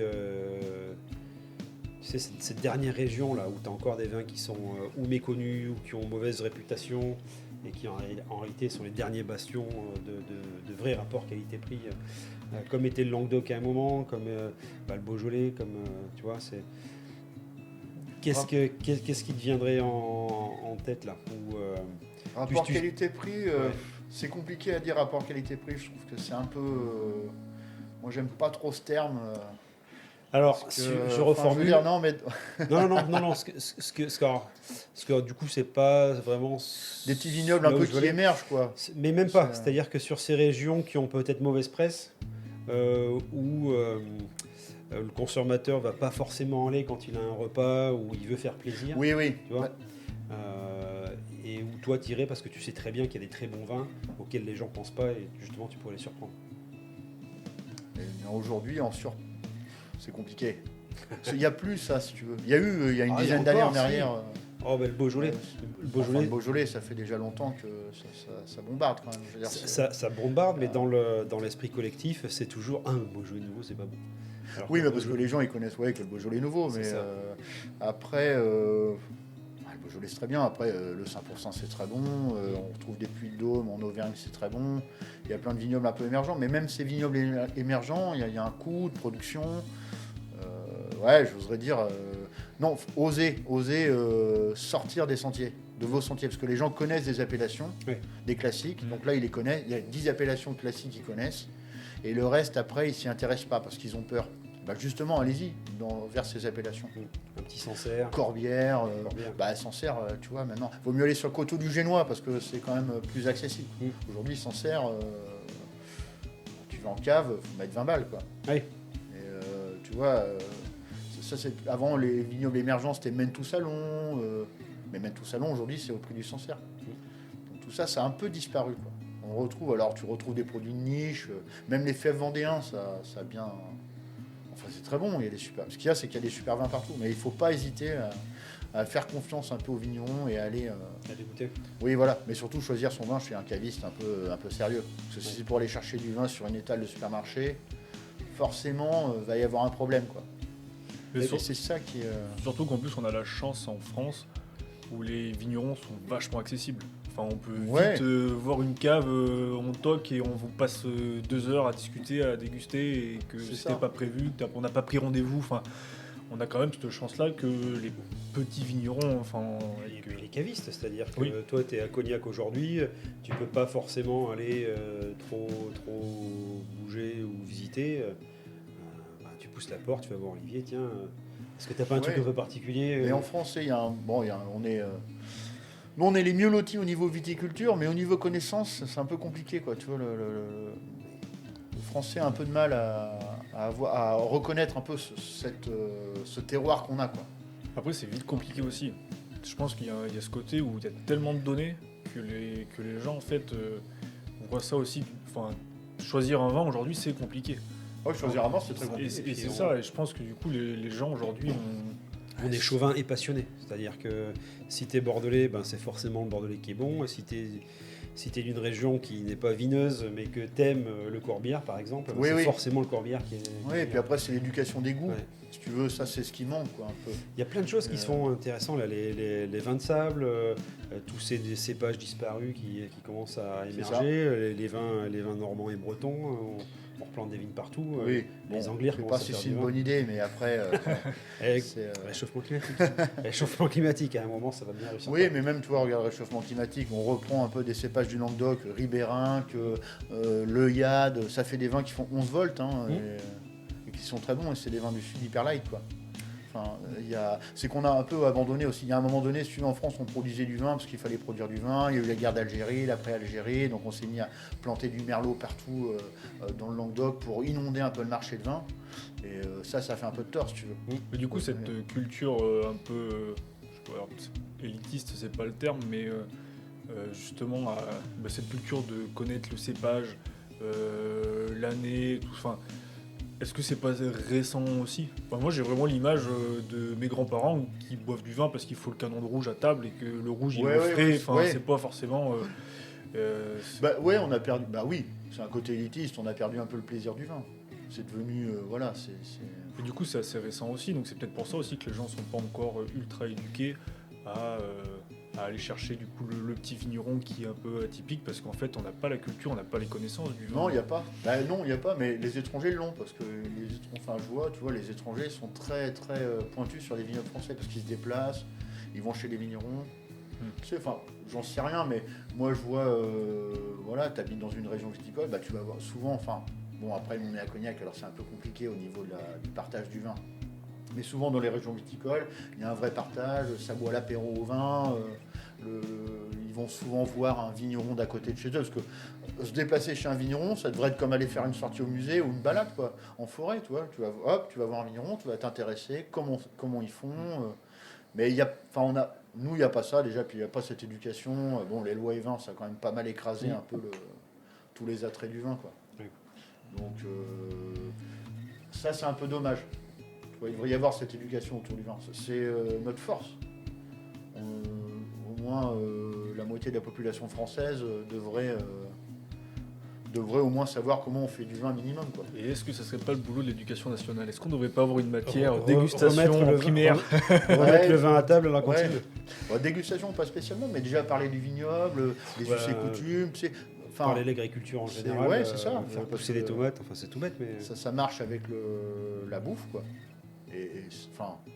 Et tout ça, on l'a pas. Enfin, donc d'un coup, il y a un côté totalement élitiste sur le vin. je me demande si le vin, en fait, pour aller un peu à l'encontre, je vais te contredire encore. Encore, mais tu me contredis à chaque podcast. Si en fait le vin c'était pas devenu un peu bourgeois, tu sais, où tu avais le badaud qui allait acheter son cubi en cope pour le midi ou le soir, et puis tu avais la bouteille bouchée qu'on gardait pour les grands restaurants, ou voilà, connaître un peu le vigneron, parler du vin, parler du millésime, ça restait peut-être dans l'image, en tout cas pour une classe un petit peu plus haute, où ça s'est redescendu, je pense. Maintenant, on va justement moins aller en cope, on le voit bien, les copes vont pas bien, et acheter plus du boucher, donc on consomme mieux, un peu plus cher, mais mieux. Et donc, du coup, le vin bouché est devenu plus démocratique. Pourtant, moi, j'arrête pas d'entendre dire que justement. Ça voudrait dire que tu n'étais pas d'une famille de bourgeois, en fait. Ah non, mais moi, je suis pas d'une famille de bourgeois. J'arrête pas d'entendre dire que justement la consommation du vin change et qu'on consomme de moins en moins de vin. Oui, mais de mieux en mieux. Tu me diras d'ailleurs si je me trompe, mais on consomme en litres moins, par contre on consomme de meilleure qualité. Oui, c'est sûr. Forcément, la qualité a augmenté par rapport à ce qu'on avait, quoi. Mais- Mais on a des vins plus forts, plus riches. Donc, si avant les grands-parents ils étaient capables de se boire un litre de rouge à table, c'est parce qu'ils faisaient 8-9, quoi. Donc c'était un vin léger. Aujourd'hui, les bouteilles ça fait 13-14. Tu fais 75 déjà. Bon, Ouais, tu bois la bouteille de rouge, mais tu fais la sieste derrière. ouais, voilà, c'est ça. Parce que les gens consomment mieux, oui, forcément. Mais après, c'est un coût. Et puis voilà, on sacralise un peu ça aussi. Là. C'est ça un peu le. Tu vois, voilà, c'est la belle bouteille, on hésite. Ouais, du vin, quoi. Je veux dire, Puis aujourd'hui, on s'intéresse peut-être au mec derrière aussi. Le vin qui va mal, c'est le vin pas cher, le vin bas de gamme en fait. Les 5 à 10 euros, bizarrement, ou justement on pourrait en acheter facilement, se vendent moins. Par contre, les bouteilles à 25, Ouais, ça, 15, allez, 15-20, elles se portent bien. Les milieux de gamme. Bah oui, parce On n'a qu'il y pas a encore besoin de débourser trop, mais on a l'impression de se faire plaisir. Alors il y a qu'un une 25 classe balles, moyenne il y en a aussi très qui est un peu. Voilà, hein, c'est le pouvoir d'achat. Je pense que ça a pas mal limité un peu ça aussi. bon. Ouais. Pour ceux qui se tournent vers ces bouteilles, si tu veux. Je pense. Hein. Bah, celui qui met 14 balles dans un paquet de cigarettes, tu peux mettre 15 euros dans une bouteille de vin. Ouais. Alors, Est-ce que Alors c'est pas que- meilleur pour la santé d'ailleurs? oui, certainement, bah. c'est sûr. Mais en tout cas, ouais, je pense qu'il y a, à mon avis, de toute façon, ça va. Voilà, il va y avoir un écart entre ceux qui achètent des grosses bouteilles, parce que les grosses bouteilles, elles s'achètent quand même, parce que c'est devenu aussi un élément de spéculation, le vin. C'est un peu ça le problème, quoi. Ouais. On n'ouvre plus une bouteille, on n'achète plus une bouteille pour la boire, on achète une bouteille pour spéculer, voir si on va arriver à gratter 10 euros dessus. Et ça, je trouve que c'est le plus pénible, quoi. Ouais. Sur ce type de- Acheter pour garder? Oui. Ouais. Oui, acheter pour garder. Oui, acheter pour garder. Le problème, c'est que déjà, il n'y en a plus pour ceux qui veulent en boire, et puis les prix montent. Parce qu'après, voilà, ils achètent, ils raflent tout. Je vous parle de la Romanée Conti, qui est un domaine que tout le monde connaît. Bon, la Romanée Conti, le problème, c'est que les vins sont plus en spéculation qu'en boisson, quoi. Et c'est dommage, quoi. Ouais. Donc, T'as remarqué, toi, avec ta clientèle, là, depuis les 9 ans que t'es là, une transformation de la consommation? Moins de vin, plus de spiritueux, plus de questions sur des bières, plus de questions sur des whiskies. Alors la bière, c'est pas un spiritueux, hein, bien sûr, ouais. mais plus sur des whiskies, sur des rhums. Parce qu'on a quand même la micro-brasserie et les micro-distilleries ont pullulé. Enfin, Oui, il y a une ça a explosé. multiplication exponentielle. C'est donc bien qu'il y ait une consommation qui n'était pas forcément là avant. Les gens sont devenus curieux, donc ils consomment moins, ils consomment mieux. Est-ce qu'au lieu de mettre 40 euros dans une bouteille de vin, je ne les mettrais pas dans une bouteille de whisky locale, puisque du coup on a une distillerie par là? Ouais, est-ce que toi, tu as remarqué ça avec ta clientèle? Est-ce qu'on ressent ça c'est compliqué. Est-ce que tu vends plus de spiritueux maintenant que Les ton spiritueux, installation? c'est surtout les étrangers. Oui. C'est les touristes qui Même achètent pour toi beaucoup ici de spiritueux. Oui, Ouais. surtout les touristes. Après, bon, c'est pareil. Après, toujours tu sais, l'habitant du coin a toujours le copain qui a un copain qui vend un alcool. Enfin, Ouais. donc on le retrouve. Mais le tourisme, oui, achète énormément d'alcool. Au niveau du cognac, gin, on a quand même une palette d'alcool ici plutôt intéressante. Donc on est quand même bien. Mais après, moi, c'est déjà une clientèle que je connaissais déjà, hein, ici. Donc c'est vrai que c'est un peu différent. Je me suis installé ici parce que j'étais sommelier dans le restaurant du coin. Donc tous ces clients que j'avais avant, je les ai encore aujourd'hui, quoi. D'accord. Donc je sais pas moi, j'ai pas spécialement un attrait de caviste traditionnel avec des rayonnages. Tous les gens, ils viennent ici, ils peuvent goûter quelque chose et puis repartir avec une bouteille. Ouais. Ou demander un conseil, ou ils viennent chez moi et quand ils passent la porte, c'est parce qu'ils veulent quelque chose d'un peu différent, je pense. Ouais. Bon, Ton, ça se voit déjà. ce que tu vends plus là, toi, ce serait quoi? Du vin ou du spiritueux? Du vin. Du vin. Du vin, ouais, Plus de c'est vin. là, ouais. Ouais. Du vin. Bah, les gens, ils viennent chez moi parce qu'ils ont un repas, ils veulent faire un accord mets vin. Ouais. Voilà. Ils viennent chez le spécialiste Oui, et c'est se ça. faire conseiller. Ouais, exactement. En parlant de goûter Les spiritueux. des spiritueux, est-ce que ce serait pas le moment Allez, Ouais. d'ouvrir la petite bouteille de l'invité? Donc du coup, petite bouteille offerte par Benjamin Le Floch. Donc, Benjamin. bonjour Benjamin. Pour donc le tonnelier en Bretagne, qui nous a offert du whisky Balébro. Que tu travailles pas non plus. Bah, Donc du coup, Balébro, c'est son premier client. Donc c'est mon premier client quand j'ai repris la tonnellerie. Il fait du whisky de maïs, ce qui est assez rare. Le whisky de maïs, c'est le whisky américain habituellement. En Europe, c'est plutôt orge, seigle, blé ou sarrasin. Et du coup, la petite histoire, c'est une toute petite distillerie qui fait tout en bio et le plus possible en local. Je voulais présenter cette bouteille car la mentalité de la distillerie est géniale et le patron est incroyable. Il était commercial et vendait de la lingerie pour gros nichons, je le cite, De la logique, pourquoi? au Moyen-Orient et en Russie avant de devenir distillateur. Et c'est surtout le premier client, ça marque toujours un peu quand on ouvre un atelier. parfumé, quoi. Ça demande un peu d'ouverture. On voit tout de suite même les alcools. Hein. Ouais. Besoin d'un peu d'oxygène pour se révéler. Donc, je Surtout que tu Ouais, sens c'est pas énormément l'alcool pour un whisky, je trouve. Enfin, Ouais, c'est pas le c'est premier truc qui côté te choque. maïs qui lui donne un peu de gras, un peu de rondeur, quoi. C'est Ouais, presque un c'est- peu onctueux au nez, quoi. Ça... Popcorn. Popcorn. Ça fait vite des whiskies assez sucrés, le maïs. Ouais. C'est pour ça qu'ils montent haut. Alors, je sais pas combien ça fait de degrés, mais souvent ils ont Ça tendance monte à haut. faire des alcools hauts comme ça, tu sais, ça vient un peu balancer. Et c'est 100% maïs. Hein. Ouais. À 55. 55 degrés. Ouais. Ok, ouais, c'est normal. Bah, c'est pareil, les whiskies, on se rend pas compte, mais ça monte vite haut. Mhm. Là où le vin, on est assez normé. Voilà, 12, 14, voilà, t'as le gros du panel. Oui, oui. Les whiskies, 40 jusqu'à 60, 65, 70. Ça peut. Et alors là, des whiskies à 65 ou 70, tu les appréhendes pas de la même façon. T'en as toi des gros whiskies Non, j'en ai pas, comme non. ça Mais ce type de whisky, je suis pas très fan. Ou mis à part, si, pour mettre une petite goutte d'eau dedans, juste pour Mais venir voilà, ouais. les diluer. Mais c'est des brutes de fût souvent qu'on retrouve. Alors je sais pas si c'est ce qu'on retrouve le plus en tout cas. Je pense pas que ce soit des whiskies courants. Ouais, parce que c'est dur à boire. Hein. Oui, c'est Quand dur à c'est très boire. alcooleux, Alors c'est c'est bien dur à quand t'as faim. Tu vois, enfin, c'est bien pour démarrer. Parce que l'alcool est bien meilleur quand tu commences en début de repas, si tu veux. D'accord. Je pense ça souvent, après tu as fait un repas, tu as bu du vin, tu es un peu déshydraté, et tu viens rajouter un alcool et tu surenchéris cette déshydratation, et là l'alcool devient brûlant, quoi. Ah ouais, d'accord. Peut-être faudra que je fasse le test ouais. pour ça, tu vois. Et par exemple, toi, c'est l'été, il fait très chaud, bah, tu te fais 2 centilitres de whisky, ça va te rafraîchir autant qu'une bière, quoi. Ok. Et ouais, parce que si tu veux, dans la bière ou d'autres boissons, le principe c'est que c'est frais, mais Oui. ça désaltère pas.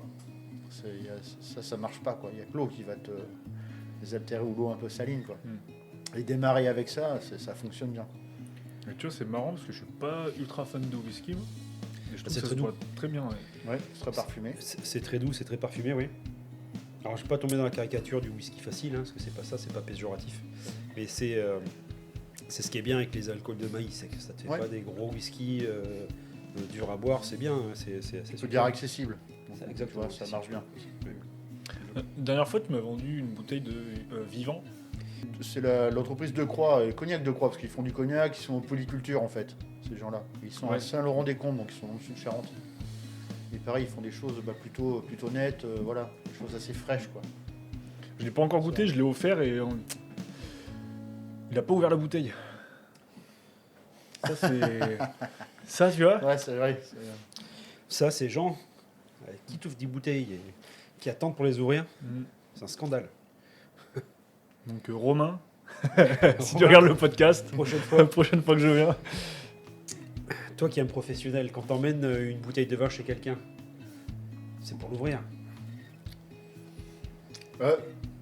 J'oserais dire, c'est un peu comme le bouquet de fleurs, quoi. C'est-à-dire que tu emmènes une bouteille de vin où tu choisis de l'ouvrir. Ouais. Et là, d'un coup, tu emmènes frais, Mm. tu vois, ou à température. Mais après, c'est compliqué. Ouais.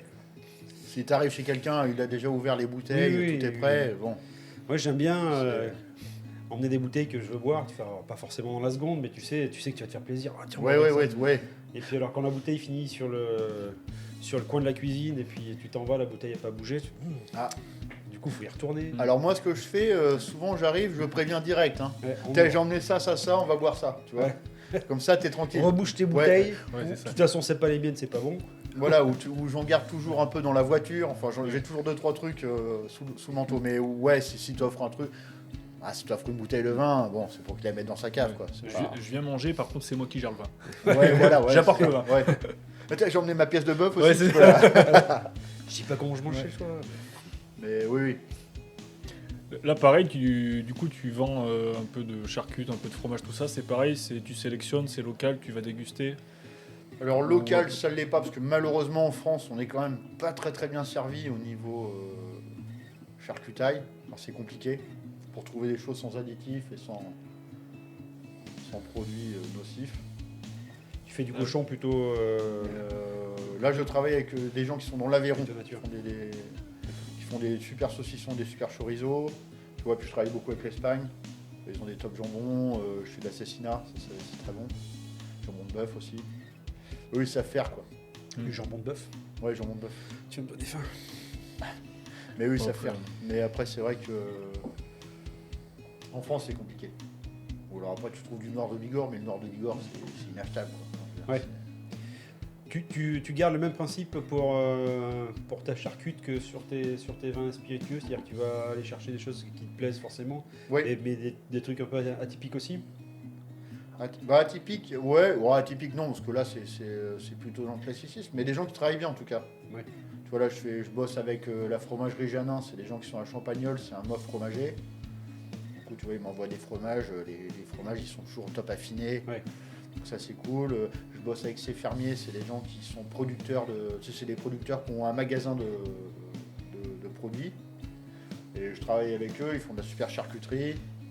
Tu vois, des rillettes, des pâtés de tête, des saucissons à l'ail fumé, des gros grillons, des choses comme ça. Donc là, ils sont très bons. Et après, tout ce qui est charcuterie sèche, c'est plutôt à l'extérieur. Parce qu'on trouve pas peu de jambon de 24 mois d'affinage. Comment tu choisis ce que tu vas servir Comment tu te dis tiens, j'ai envie de servir un chorizo par exemple? C'est l'envie que tu as à un moment ou c'est que tu as rencontré quelqu'un, tu as goûté son produit? J'ai rencontré tu te dis, tiens, quelqu'un, j'ai goûté son produit, c'est ça, ouais. Ça Ouais. chez moi, ça va être bien placé. Après, comme je vais boire beaucoup de vignerons, souvent tu tombes toujours sur le vigneron qui a le casse-croûte et qui dit tiens, c'est lui qui fait ça, et puis finalement tu chopes une adresse. Et puis j'avais déjà des adresses quand je travaillais en restaurant aussi, j'avais déjà cité quelques adresses. Ouais, du coup, c'est encore une fois, c'est le relationnel en fait. Ouais, c'est ça. Ouais. Ouais, et puis voilà, puis après, dans ce monde du vin, quand tu côtoies du bon, si tu veux, finalement tout arrive après. Il y a toujours quelqu'un qui a un truc, toujours quelqu'un qui a un truc improbable, qui a une super bouteille, un super saucisson, une belle sculpture, enfin tout quoi. Ouais. Ça marche avec tout. Tu vois, mais c'est le monde du vivant. Tu vois, c'est ça que j'aime bien quoi, dans ce type. Et ça c'est à l'inverse, tu vois, dans le conventionnel, où je retrouve pas spécialement mon.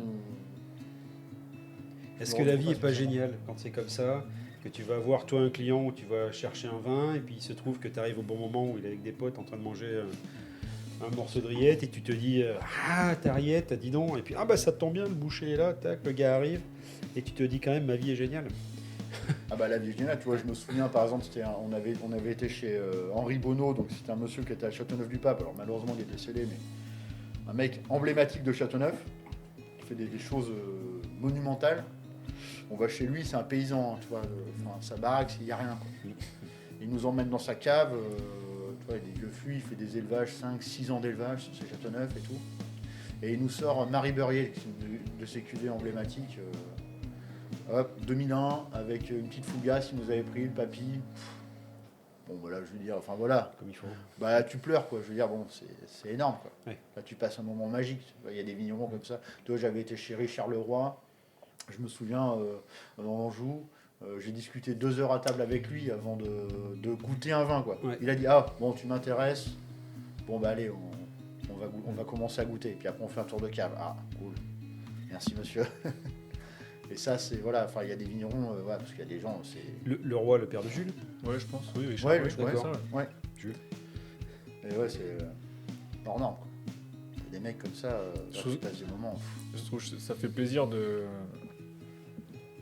parler, tu vois, avec quelqu'un qui prend autant de plaisir dans des tout petits moments de la vie. Enfin, tu vois, des plaisirs simples. C'est chouette. Bon, on voit que tu kiffes tout ce que tu fais, tous les gens que tu rencontres, et je trouve ça trop bien. Et t'en reparles à tes clients quand tu leur sers? Ah, j'étais chez eux. Ouais, C'était comme ci, après, comme ça. ça peut arriver. Ou tu arrives à le garder pour toi et à vivre ton moment pour toi. Ça peut arriver, ça dépend. En général, on en parle entre gens. Je sais pas en fait. Ah, Sincèrement, c'est chiant. Je sais pas. Après, vu que je débite de la parole, Ouais. je me rends pas spécialement compte. Mais non, mais Parce quand, que le quand réel, t'aimes mais- ce que tu fais, qu'en plus Mais, le fait de servir ce produit-là du gars que t'as adoré, tu Ouais, revis, voilà, ouais, tu peux toujours. tu revis le Après, je moment, pense que ça dépend des clients aussi. T'as le client qui va Ouais, venir, bien sûr. je veux un verre de ça et qui cherche pas. Oui, Le client qui vient, je voudrais goûter un truc un peu atypique. Je pense que quand tu présentes la bouteille, t'as plus facilement je parle à plutôt partager. du vin, quoi. Plutôt que du moment que j'ai Ouais. passé, je parle plus du vin. Moi, ce qui m'intéresse, c'est ce qu'il y a dans la bouteille. Le moment que j'ai passé, c'était pour moi. Si le client, après, il dit, tiens, bah oui, le Porsche est là, tu tournes à gauche, il y a l'arbre. Ça, ah oui, je connais, parce que bon, souvent, ça arrive que tu trouves quelqu'un qui connaît. Donc ça, c'est marrant, mais ça, c'est des moments que, voilà, que... Tu as des clients qui vont venir juste pour un verre de vin? Ouais, il y en a qui Juste viennent s'asseoir ouais. et puis discuter. Ouais, ils prennent un petit verre de vin, ouais. puis hop, après, voilà, ils ont passé une petite demi-heure. Ça vend du rêve quand même, hein, ton job là et tout. Ah, c'est vrai on est bien lotis, quoi. Enfin, je veux dire, Ouais. il y a un aspect de la vie quand même qui est hyper intéressant. Bah, de toute façon, le vin, c'est réunificateur. Enfin, je veux dire, tu vois, quand je disais, quand t'es dans une salle de restaurant, les gens, ça picole, il y a de l'ambiance, quoi. À l'inverse, quand c'est que de l'eau ou un verre de vin par-ci par-là, la salle, c'est monotone, il n'y a pas un bruit, Tu vois, je trouve ça assez marrant, j'avais jamais vu le sommelier comme ça, mais en fait, quand t'en parles, on pourrait le comparer vraiment au metteur d'ambiance dans la salle en fait. Au MC. Ouais, bah, pour moi, c'est un spectacle, hein, le sommellerie, enfin, c'en est. Hein. Et tu sais, le client, au début, parce que, comme dans une conversation, enfin, je veux dire, t'arrives, t'es entre personnes, alors ça se côtoie, mais on sait pas trop qui est qui. Tu mets une ou deux bouteilles de vin au milieu de la table. Une fois que les 2 bouteilles de vin sont finies, c'est bon. La discussion, tu vois, il y a de l'animation, ça a tout de suite monté le volume, quoi, entre guillemets. Et ça avec de l'eau, ça marche pas, quoi. Tu vois, une réunion, ça fonctionne pas. Mais, et voilà, mais ça arrive, toi, t'arrives, bah, tu vois, t'emmènes une bouteille de vin, vous dites, allez, on fait un repas, les gars, tiens, il y a lui, tu les connais pas, mais une fois que t'as bu 1 ou 2 verres de vin, après... C'est fédérateur. Hein. Exactement. C'est fédérateur, ça. Et- Ça rend les gens encore plus passionnés. Ouais, Nous, on le voit c'est sur les ça, podcasts. enfin, ouais. Tu mets un petit Bah. peu de politique au milieu là. Ouais, voilà, tu peux mettre un petit soupçon, Là, c'est parti. un peu de, Voilà, de perlimpinpin, un comme petit ça, peu de ça Trump, un petit peu de Corée du Sud. Hop. Après, Voilà. nous, en sommellerie, c'est la seule chose. Il y a des sujets qu'il ne faut pas aborder, ça, c'en est un qu'il ne faut pas. Ouais. Par exemple, la politique. Ouais, parce oui. que tu peux le vexer, le mec en face. Hein, Ah, parce puis que, chacun a droit à ses opinions, mais c'est du ça. coup, c'est sûr qu'après 1 ou 2 bouteilles de rouge. Ouais, non, ça, C'est ça, ça. tu fais pas, quoi. Ouais. Parce que, mais voilà, après, parce que, bon, il y a des clients aussi, ça torpille, hein, tu vois. C'était en Suisse, je me souviens, je fais 2 tables. C'était des Valaisans, les mecs. 3 mecs, ils me font 11 bouteilles à 3, les gars. Bon, Sur un grand menu, ouais. Ouais. Et puis j'avais une Putain, autre au table à resto, côté, en plus, ouais. qui se connaissaient pas, ils étaient de un couple, hein. Ils prennent le grand menu, 4 bouteilles de vin, ils se sont fait à 2, quoi. Putain, je dis, les gars, ok. Bon, il est commencé à 17h30, je dis, bon, bah, je vous installe un peu sur la terrasse pour boire un dernier verre si vous voulez, parce qu'on devait refaire un peu la mise en place pour le soir. Mais en fait, ils se sont retrouvés, les gars, ils se sont rallumés 5-6 bouteilles après. Hein. Ils sont repartis, ils étaient tous en croix. Ouais. C'est- Mais un bon moment. Ah bah là, ouais, c'est... Voilà. Là, par contre, là ça s'enjaille. Hein. Là, je peux te dire, les discussions, ça part dans tous les sens, quoi. Ouais. Et après, voilà, les mecs, ils regardent que le degré du vin, ils s'en foutent après. Ils ont juste envie de plier l'autre, quoi. La, Ils sont... les concours, toi, ça t'a jamais botté? Les concours, j'en ai fait un une fois dans le Jura. D'accord. C'est très compliqué comme métier. Bah, c'est comme un sommelier. sportif, hein, le concours. Hein. Oui, oui, oui. C'est, moi, j'aimerais bien que les concours, plutôt... Enfin, si, j'aime bien les concours, mais j'aimerais bien que ce soit pris sur le moment, tu vois. Qu'il n'y ait pas de travail spécial. Parce que, Mais... tiens, bah justement, c'est le bon moment. Quand on regarde en fait des vidéos de concours en sommellerie, on a l'impression que les sommeliers sont des magiciens niveau 5, juste en dessous de terre de pierre, tu vois. Mais les gars sont doués. Et donc, comment ça se passe? T'arrives vraiment à avoir cette mémoire où tu peux, en goûtant un vin, retrouver toute la lignée, ou alors tu as une liste de vins à préparer, et du coup, sur la liste, tu arrives à retrouver ce vin-là. C'est-à-dire que Non, tu arrives parce que tu le dégustes beaucoup, quoi. Oui. C'est, ouais, tu y arrives parce que tu es dedans. Mais comme quand tu arrives à retrouver une odeur. Hein. Oui. Tu arrives à retrouver une odeur parce que tu l'as marqué. Voilà, c'est de la dégustation, c'est du travail. Oui. Bonjour. Bonjour. Bonjour. Bonjour. Ne vous inquiétez pas. Faites comme si on n'était pas là. Il est bien ce petit whisky là. Il passe super bien. Ouais. Bah oui, ça goûte bien en fait. Tu vois, ça se boit Si bien, tu veux il y a de la faire du rondeur. Oui, si tu veux faire du whisky, de toute façon c'est ta bouteille. Oui. On va la finir. On dort là. Hein. D'accord. Bah attends, vous êtes avec le sommelier, c'est pas... Donc il est 7h30 du matin.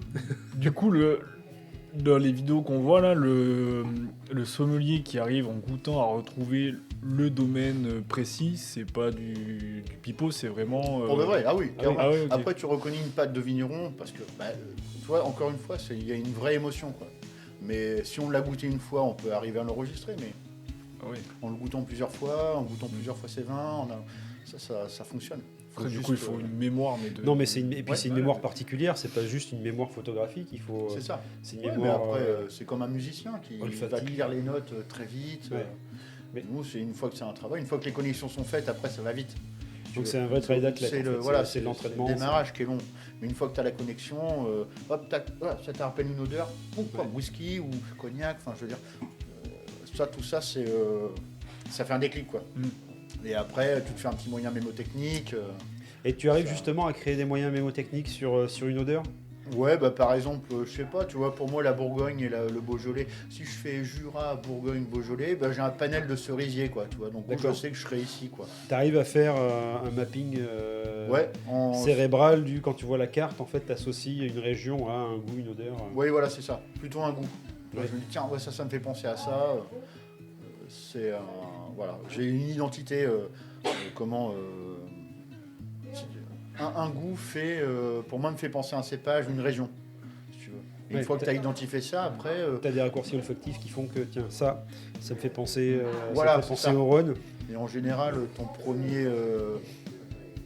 premier coup de nez fait que, Ah oui. tu vois, ouais, toi, ça te fait un T'arrives, déclic ouais. ou pas, quoi. Ouais. Ou alors tu vas chercher, mais ouais, enfin, voilà, il y a un... Ouais, c'est des automatismes, en fait. Ouais, c'est ça. Ah, je trouve ça exceptionnel, moi. Enfin, voir les sommeliers comme ça en plein concours, parce qu'en plus ça va vite. C'est ça. Et Mais puis- après, les mecs, eux, c'est tous les jours. Tous Ouais. les jours, c'est... Et puis c'est pas que du vin en plus. C'est que Ça, j'aimerais bien Ouais. le voir en vrai. Tu sais, avoir un sommelier en face, lui mettre 4 bouteilles. Bon, bah faut revenir, Olivier. Bah voilà. Et- Ouais, franchement. Analyser le vin, mais c'est ça. Mais les mecs, ils font que ça, quoi. C'est Ouais. à fond. Ça, c'est de la dégustation, mais... Tu sais ce qu'on va faire? On va Oh faire non. une spéciale où on fera une dégustation avec un vigneron quelque part. Et puis, si t'es dispo, on te Ouais. fera venir. Et puis Cyril aussi. Si on fait un truc en Bourgogne, Ah bah attends, mais il va falloir 15 000 micros là. Cyril c'est parti Morosi. pour- chacun viendra avec sa chaise et son micro. Voilà. Non, mais ce sera intéressant. On va faire. Il y a de la longueur, il y a du gras, il y a de l'onctuosité. Bah, puis c'est pas agressif. Mais c'est le maïs en fait. Oui, c'est ça. Même s'il y a un petit côté chaud au démarrage, tu vois. Mais après, il est un peu frais aussi. Ouais. Où la fraîcheur du produit fait que ça le rend un peu plus étriqué. Ouais, bah ça refait en général. On ressort avec un peu plus d'acidité, non, quand c'est froid. C'est comme le vin, le whisky. Ouais, c'est ça, ouais, bah ouais, ça resserre un peu, forcément, ça resserre. Mais tu sais, après, tu prends un fruit, c'est embêtant, quoi. Je veux dire, si tu Ouais. manges un fruit sorti du frigo, C'est sûr. il y a un petit problème de...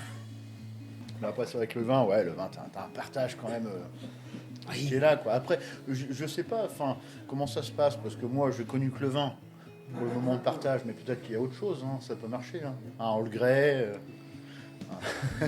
Un grégousse. tu vois, je veux dire, je sais pas, enfin... Ouais. Voilà, je m'imagine Un petit j'imagine Darjeeling. pas une vie sans... Ouais, voilà, on se fait un petit thé cet après-midi. Ouais, ok, c'est bon. T'as des biscottes. Il y a un côté tribal. Alors, est-ce que c'est du coup pareil dans chaque secteur ou du moment dans le café, si tu te retrouves entre torréfacteurs, du coup, tu as cet effet un peu. Bah moi, je vais en voir des torréfacteurs et tout. Ouais. Mais Ils sont ouais. pareils? Ils sont les Bah, torréfacteurs. tu bois du café, mais à un moment donné, tu bois un coup. Hein. Quand c'est l'heure de l'apéro, Ouais. Ouais. t'as déjà bu 12 cafés le Tu matin. prends Jules, donc le fils de Leroy, là, Ouais. il fait des dégustations de thé, lui. Ah ouais, il non, est mais- potier, il fait des dégustations de thé. Ouais. Alors après, je sais pas comment ça se passe et s'ils finissent par ouvrir une bouteille à la fin, mais je pense que tu as aussi une communauté qui fait des dégustations de thé, des dégustations de... Oui. Moi, je crois que c'était à Bali, on avait fait des dégustations de café.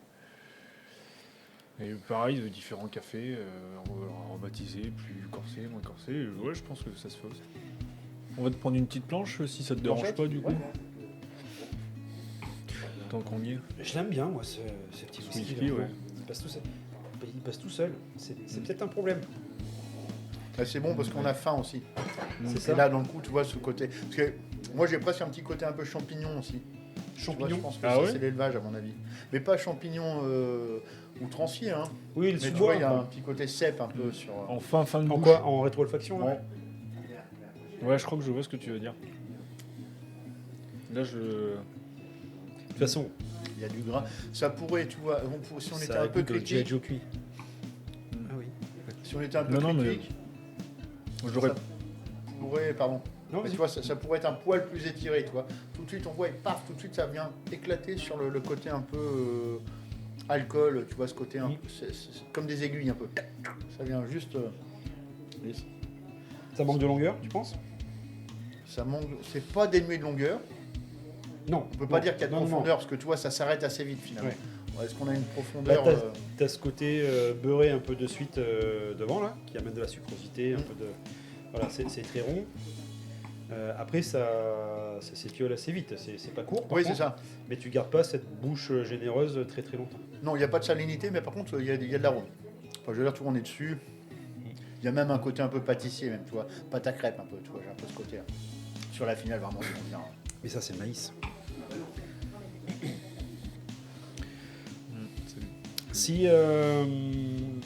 Si on fait une dégustation quelque part et qu'on t'appelle, tu seras dispo? Si t'es dispo, tu viens? Je sais plus. Ouais. Ouais, bah vous me dites, et puis on voit. Tu vois ce que je veux dire? Ouais, j'ai très bien compris. Non, mais c'est le whisky. Si, whisky breton, monsieur, ça. Déjà, 2 verres de whisky, bon, là, ça va dans le sac. Non, ce serait intéressant. Tu vois, faire faire une rencontre. Mais puis parce que nous, en fait, on connaît ce qu'on connaît, mais tu vois, quand t'as un pro, c'est quand même. La dimension n'est pas la même. Ouais, on peut se faire ça, ouais, bien sûr.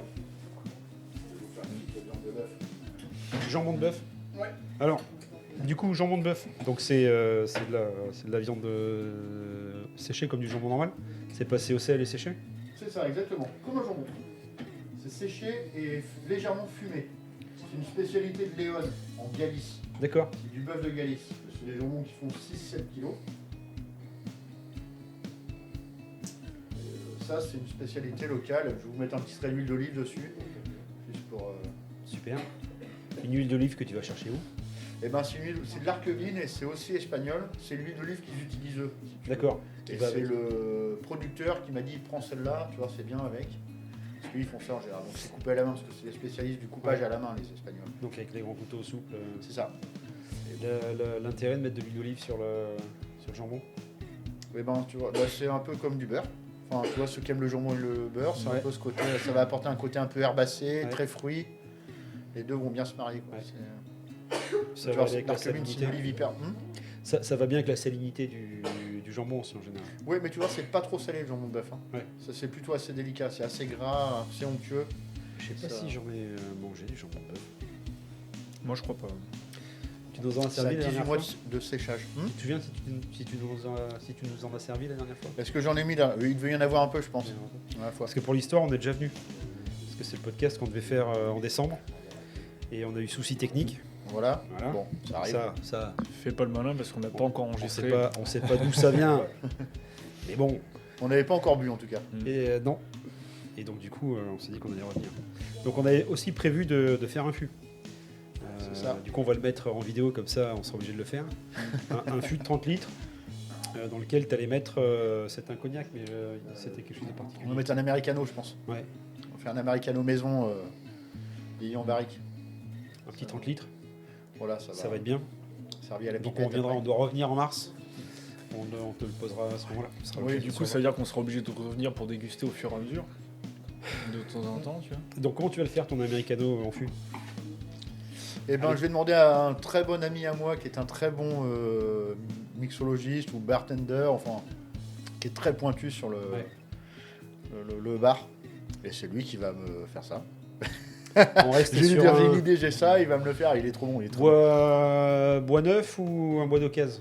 Vaut mieux un bois d'occase quand même, je Parce pense. qu'on était parti sur un fût blanc. Ouais, On reste pareil. ouais. Parce que vu qu'il faut le refaire, Oui, parce que le problème du bois neuf, en 30 litres, c'est- ça va taper. ouais, c'est ça. Et même si tu mets une eau de vie dedans, le problème c'est que ça part vite. Hein. Ah bah, En il un va- an, Il va boire plus que toi. hein. ouais, exactement. Même si tu fais des efforts. Même si, oui, pourtant je m'y attelle. Hein, je veux dire, c'est voilà. comprends pas. Apprenez le geste qui sauve le vigneron. Moi, je peux dire que j'en ai sauvé quelques-uns des vignerons. Mais, ça, j'en ai sauvé quelques-uns quoi des vignerons. Mais... D'ailleurs, il y en a quelques-uns qui m'ont sauvé aussi. C'est le- Allez, viens. Allez, allez. Alors, PLS, c'est quel Tu genre dors là, tu dors là. C'est quel genre D'accord. Ça m'était arrivé, tu vois, j'avais été chez Olivier Cousin, dans l'Anjou, quoi. On arrive à. Il est quoi il était. J'allais déjà chez Nicolas Roux, j'allais goûter des vins chez lui, puis ça a un peu traîné. Et puis on arrive vers 14-15h, on avait ramené 2 côtes de bœuf, il y avait un peu de monde. 15h30, 22h30 à table. On a un peu traîné. Ça. 22h30, bon, ben, on va faire un tour de cave, quoi. Allez, là, ça avait été très dur. Tu m'étonnes. Et donc, coup, si tu veux, ce jour-là, il y avait Sylvie Augereau qui s'occupait de la Div Bouteille, qui est un gros salon des vins nature. Et on avait bien sympathisé. Elle me dit ouais, viens à la Div Bouteille. Pour m'a filé 2 entrées. Et c'est là que j'ai commencé à aller voir les vins nature un peu rock'n'roll. Et c'est assez marrant ce jour-là. Les vins nature, il y a des choses vraiment intéressantes qui se font en vin nature. Il y a des mecs qui savent faire. Ouais. Mais après, Il faut faire la part des choses. c'est ça. Comme les vins bio, comme tout C'est quoi la différence entre vin bio et vin nature? C'est le sulfite. Il y a un grand débat. Moi, j'oserais dire que les extrêmes sont jamais bons. Il a un petit sourire. C'est- Ouais. Il a un petit sourire. c'est, euh, Ouais. Bah, il y a Il faut pas que ça devienne des vins de poète. ouais, c'est Tu vois ça. ce que je veux dire. Le vin, c'est un élément vivant, c'est sûr, mais comme je dis, les extrêmes sont pas bons et trop. Mais du coup, dans l'appellation, c'est quoi la différence Dans qui fait que t'es en l'appellation, bio ou bah, en nature? L'agriculture biologique, c'est l'agriculture de la vigne, c'est pas spécialement la vinification du vin. Ok. Ça peut être très bien conduit la vigne et puis mal foutu à la cave, quoi. Ok, et tu serais en bio. Mais parce que ton raisin est bio. Ok. L'agriculture Mais- biologique, ouais, c'est plusieurs principes après, c'est plusieurs préceptes. La biodynamie, ça peut être des fois un peu ésotérique pour certains. Il y a 2 poids 2 mesures, quoi. Tous les extrêmes sont pas Ouais. bons, mais on peut prendre un peu de tout et l'assembler et je pense qu'on peut arriver à quelque chose de correct, quoi. Enfin, je veux dire, c'est Ouais, et puis bio, c'est pas biodynamique. Biodynamique, c'est encore. ouais, c'est encore une c'est autre encore étape, au-dessus, c'est ça. ouais. C'est ça, mais Là, après, dans le bio, on suit la lune, dans la biodynamie, on va suivre la lune. Dans le vin nature, alors après, il y a vin nature, vin Mais- sain, vin sans Ouais. aucun entrant. Vin nature, la grosse différence, c'est plutôt les sulfites, non? C'est-à-dire que ce sont des vins qui sont en général non sulfités. Il n'y a rien d'ajouté, il n'y a pas d'adjuvant, Voilà. il n'y a pas d'adjonction. Alors je crois dans qu'il les doit y vins avoir finis. un certain seuil, mais oui, normalement, Oui. c'est sans soufre. Ouais. Mais même sans soufre, il n'y a pas beaucoup de vignerons qui sont capables d'en faire des tops, quoi. Sans soufre, il faut que la vigne, ce soit très sérieux, en fait. Si tu veux, en fait, du début à la fin, il faut qu'il n'y ait pas de problème, en fait. Et une vendange saine, un vin sain, à la fin, si Ouais. tu veux, ça va être bien. Ça fonctionne. C'est ça. Mm. Mais c'est comme chaque étape, en fait. Dès qu'il y a un problème, si tu as un engrenage et qu'il y a une dent cassée, même si ça va fonctionner, il y a un moment donné, ça Ouais. va merder, quoi. Et ben c'est un peu ça. C'est la chaîne de la vie, quoi. Mais tu Et, serais capable de faire un vin nature tous les ans, parce que c'est ça le souci. Quand tout s'aligne et que tout va bien, ben, du coup. De toute façon, tu sais, il n'y a le- pas de, il y a pas de. Tu sais, on parle des grands millésimes, mais c'est surtout les grands vignerons. Les grands vignerons, ils sont capables de te faire un vin hors norme dans un petit millésime. C'est là que tu connais la patte du vigneron, si tu veux. Parce qu'un vigneron, la nature, elle a été très clémente. Tout le monde fait un super vin. Par contre, sortir un vin hors norme dans un petit millésime, là, chapeau, quoi. C'est là où la patte Ouais. du vigneron, elle était importante. Elle était impactante, si tu veux. Et Parce il a fallu savoir quand ramasser alors que. Quand les degrés ramasser, étaient pas là, quand, que les voilà, majorités quand étaient pas là. soigner. Ouais. Tu vois, je regardais là, ces champs des Treilles, c'est des gens qui sont sur Sainte-Foy à Bordeaux là, et ils ont une culture de la biodynamie hors norme, quoi. Tu vois, ils regardent la couleur des sols, ils vont savoir comment soigner la plante, ils sentent les fleurs pour voir un peu les perceptions qu'il va y avoir Ouais. sur les vendanges. C'est des gens qui vont loin, hein. C'est des gens qui sont Et qui vont il y a très- du résultat, c'est pas juste du folklore. Bah ouais, c'est ça, Ouais, c'est qu'à la fin, le vin, il est énergisant. Il y a de l'énergie dans ce vin, tu vois. À l'inverse d'un vin, enfin, après, ouais, je suis très critique sur les vins conventionnels, mais il y a un moment donné, si tu veux, t'as pas cette approche organique. Un vin vivant, ça te fait vibrer, ça t'emmène, ça te transporte. Tu goûtes 2-3 jours après, ce vin, même des fois, il est encore Ouais. d'une autre dimension, quoi. Vraiment. Bah, c'est là où les vins nature en fait bien faits sont intéressants, parce que ce sont des vins qui ont des capacités d'oxydation qui sont énormes en général. Ouais, c'est ça. Donc une bouteille de blanc que tu laisses ouverte 3 jours, en général elle est pliée. Et pas toujours du coup, parce que si ton vin est fait ou a la capacité de s'oxyder, ça te fait des vins d'autant plus intéressants quand ils se sont oxydés. Sur les vins sans soufre, il n'y en a pas beaucoup. Souvent, le lendemain, des fois, c'est pété, quoi. Ouais, C'est oui, rare mais que- justement, ouais. c'est là où, bah, tu vois, tu parlais de Sancerre, ou on parlait de Sancerre, Antoine Mélo. Ouais. J'en ai parlé la dernière fois quand on était là. Quand on y est allé, nous, pour la Saint-Jean, il y a un petit moment déjà. Ça remonte. Je sais pas si tu étais là, tu étais peut-être pas né. Nous descendons sa cave, tu sais. Ouais.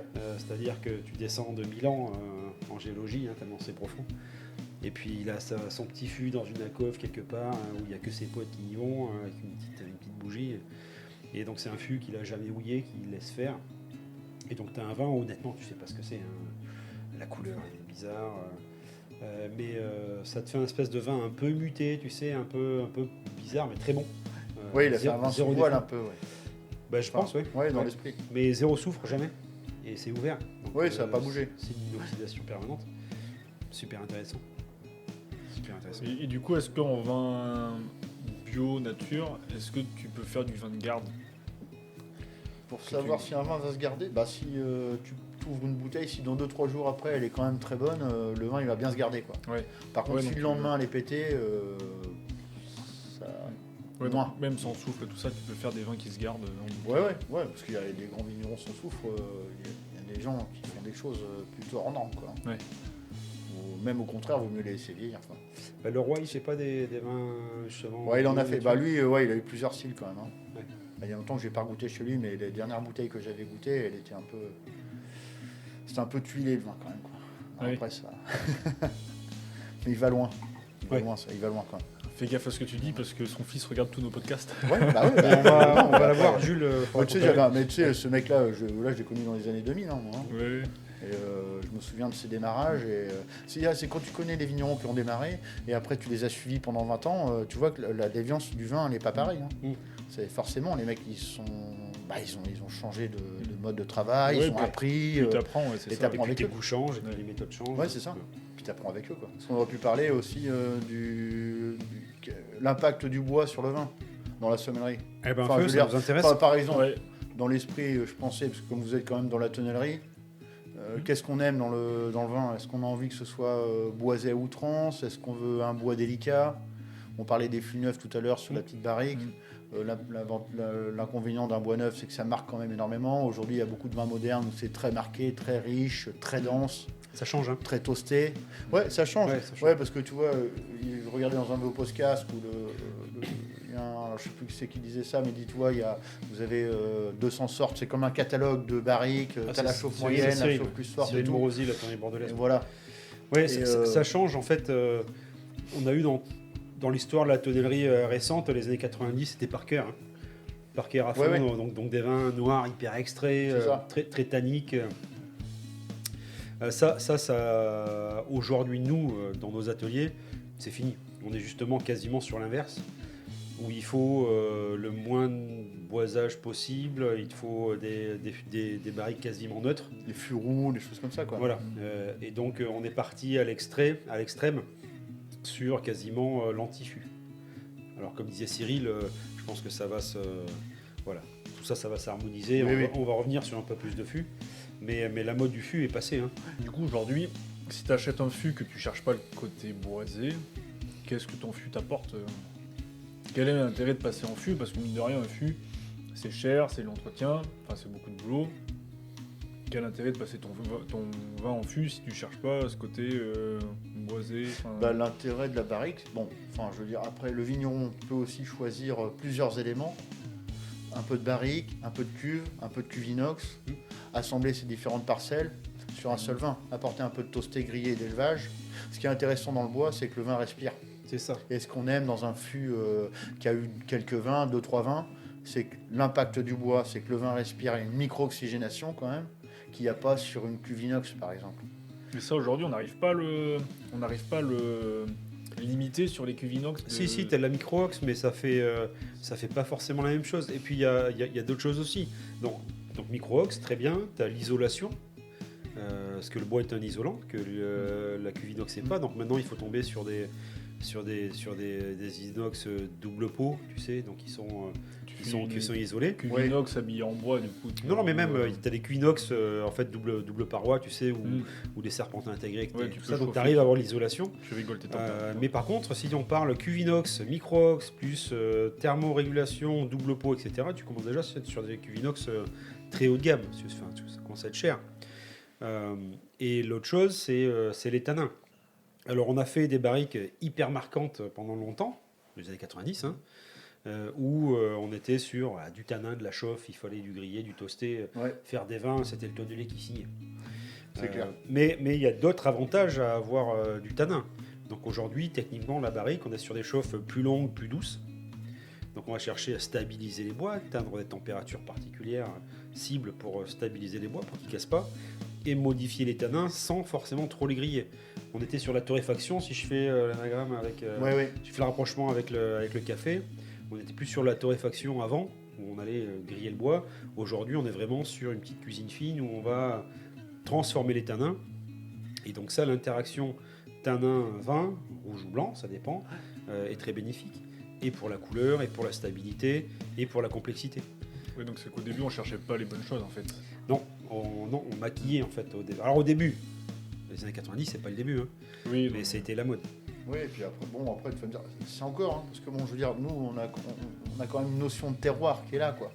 Que qu'on pas, tu vois, à l'étranger, on goûte un cépage, on goûte un type de vin. S'il met $60 dans une bouteille, il faut que ça goûte $60. Donc il faut que ce soit un alcool. C'est pas un vin, tu vois, où tu vas choisir la délicatesse, quoi. Non, il faut que ce soit marqué, riche, dense, intense. Ils font des extractions sur le raisin, sur les peaux, ils font des longues macérations, ils chauffent pour extraire un max. Goûte à des vins noirs, quoi. Donc ça peut accepter la barrique. Parce que la barrique, c'est intéressant. Tu vois, il y a quelques vignerons charentais qui s'essayent au bois, mais ce qu'il y a, c'est ils mettent 4 mois de barrique, quoi. Alors que si tu choisis un élevage en bois, il faut entonner direct. C'est-à-dire que tu presses ton vin blanc. Je parle du blanc parce que c'est plus marquant sur rouge, c'est plus facile quand même.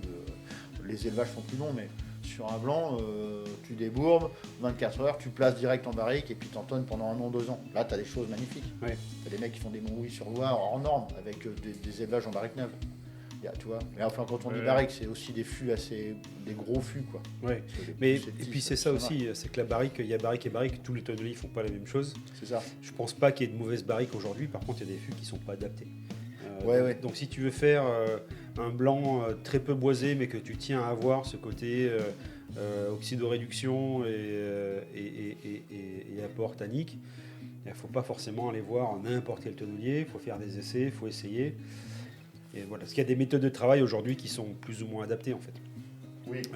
Et donc voilà. Mais ce qui se faisait il y a 20 ans est complètement différent de ce qui se fait aujourd'hui. Merci. Mais après, tu sais, il y a des gens qui veulent sentir aussi le bois. Encore. Les gens ont besoin. Parce que peut-être que c'est une sensation c'est la seule sensation qu'ils arrivent à sentir dans le vin, donc ils en ont besoin, quoi. Le palais, il passe par plusieurs étapes. Tu sais, tu commences par le sucre, après, une fois que tu as fait des vins moelleux, tu veux des rouges puissants parce que tu veux retrouver cette sensation du moelleux. Puis après, tu commences à aller vers de la délicatesse, puis tu commences à aimer les vins secs. Mais il y a des gens qui s'arrêtent qu'à un stade.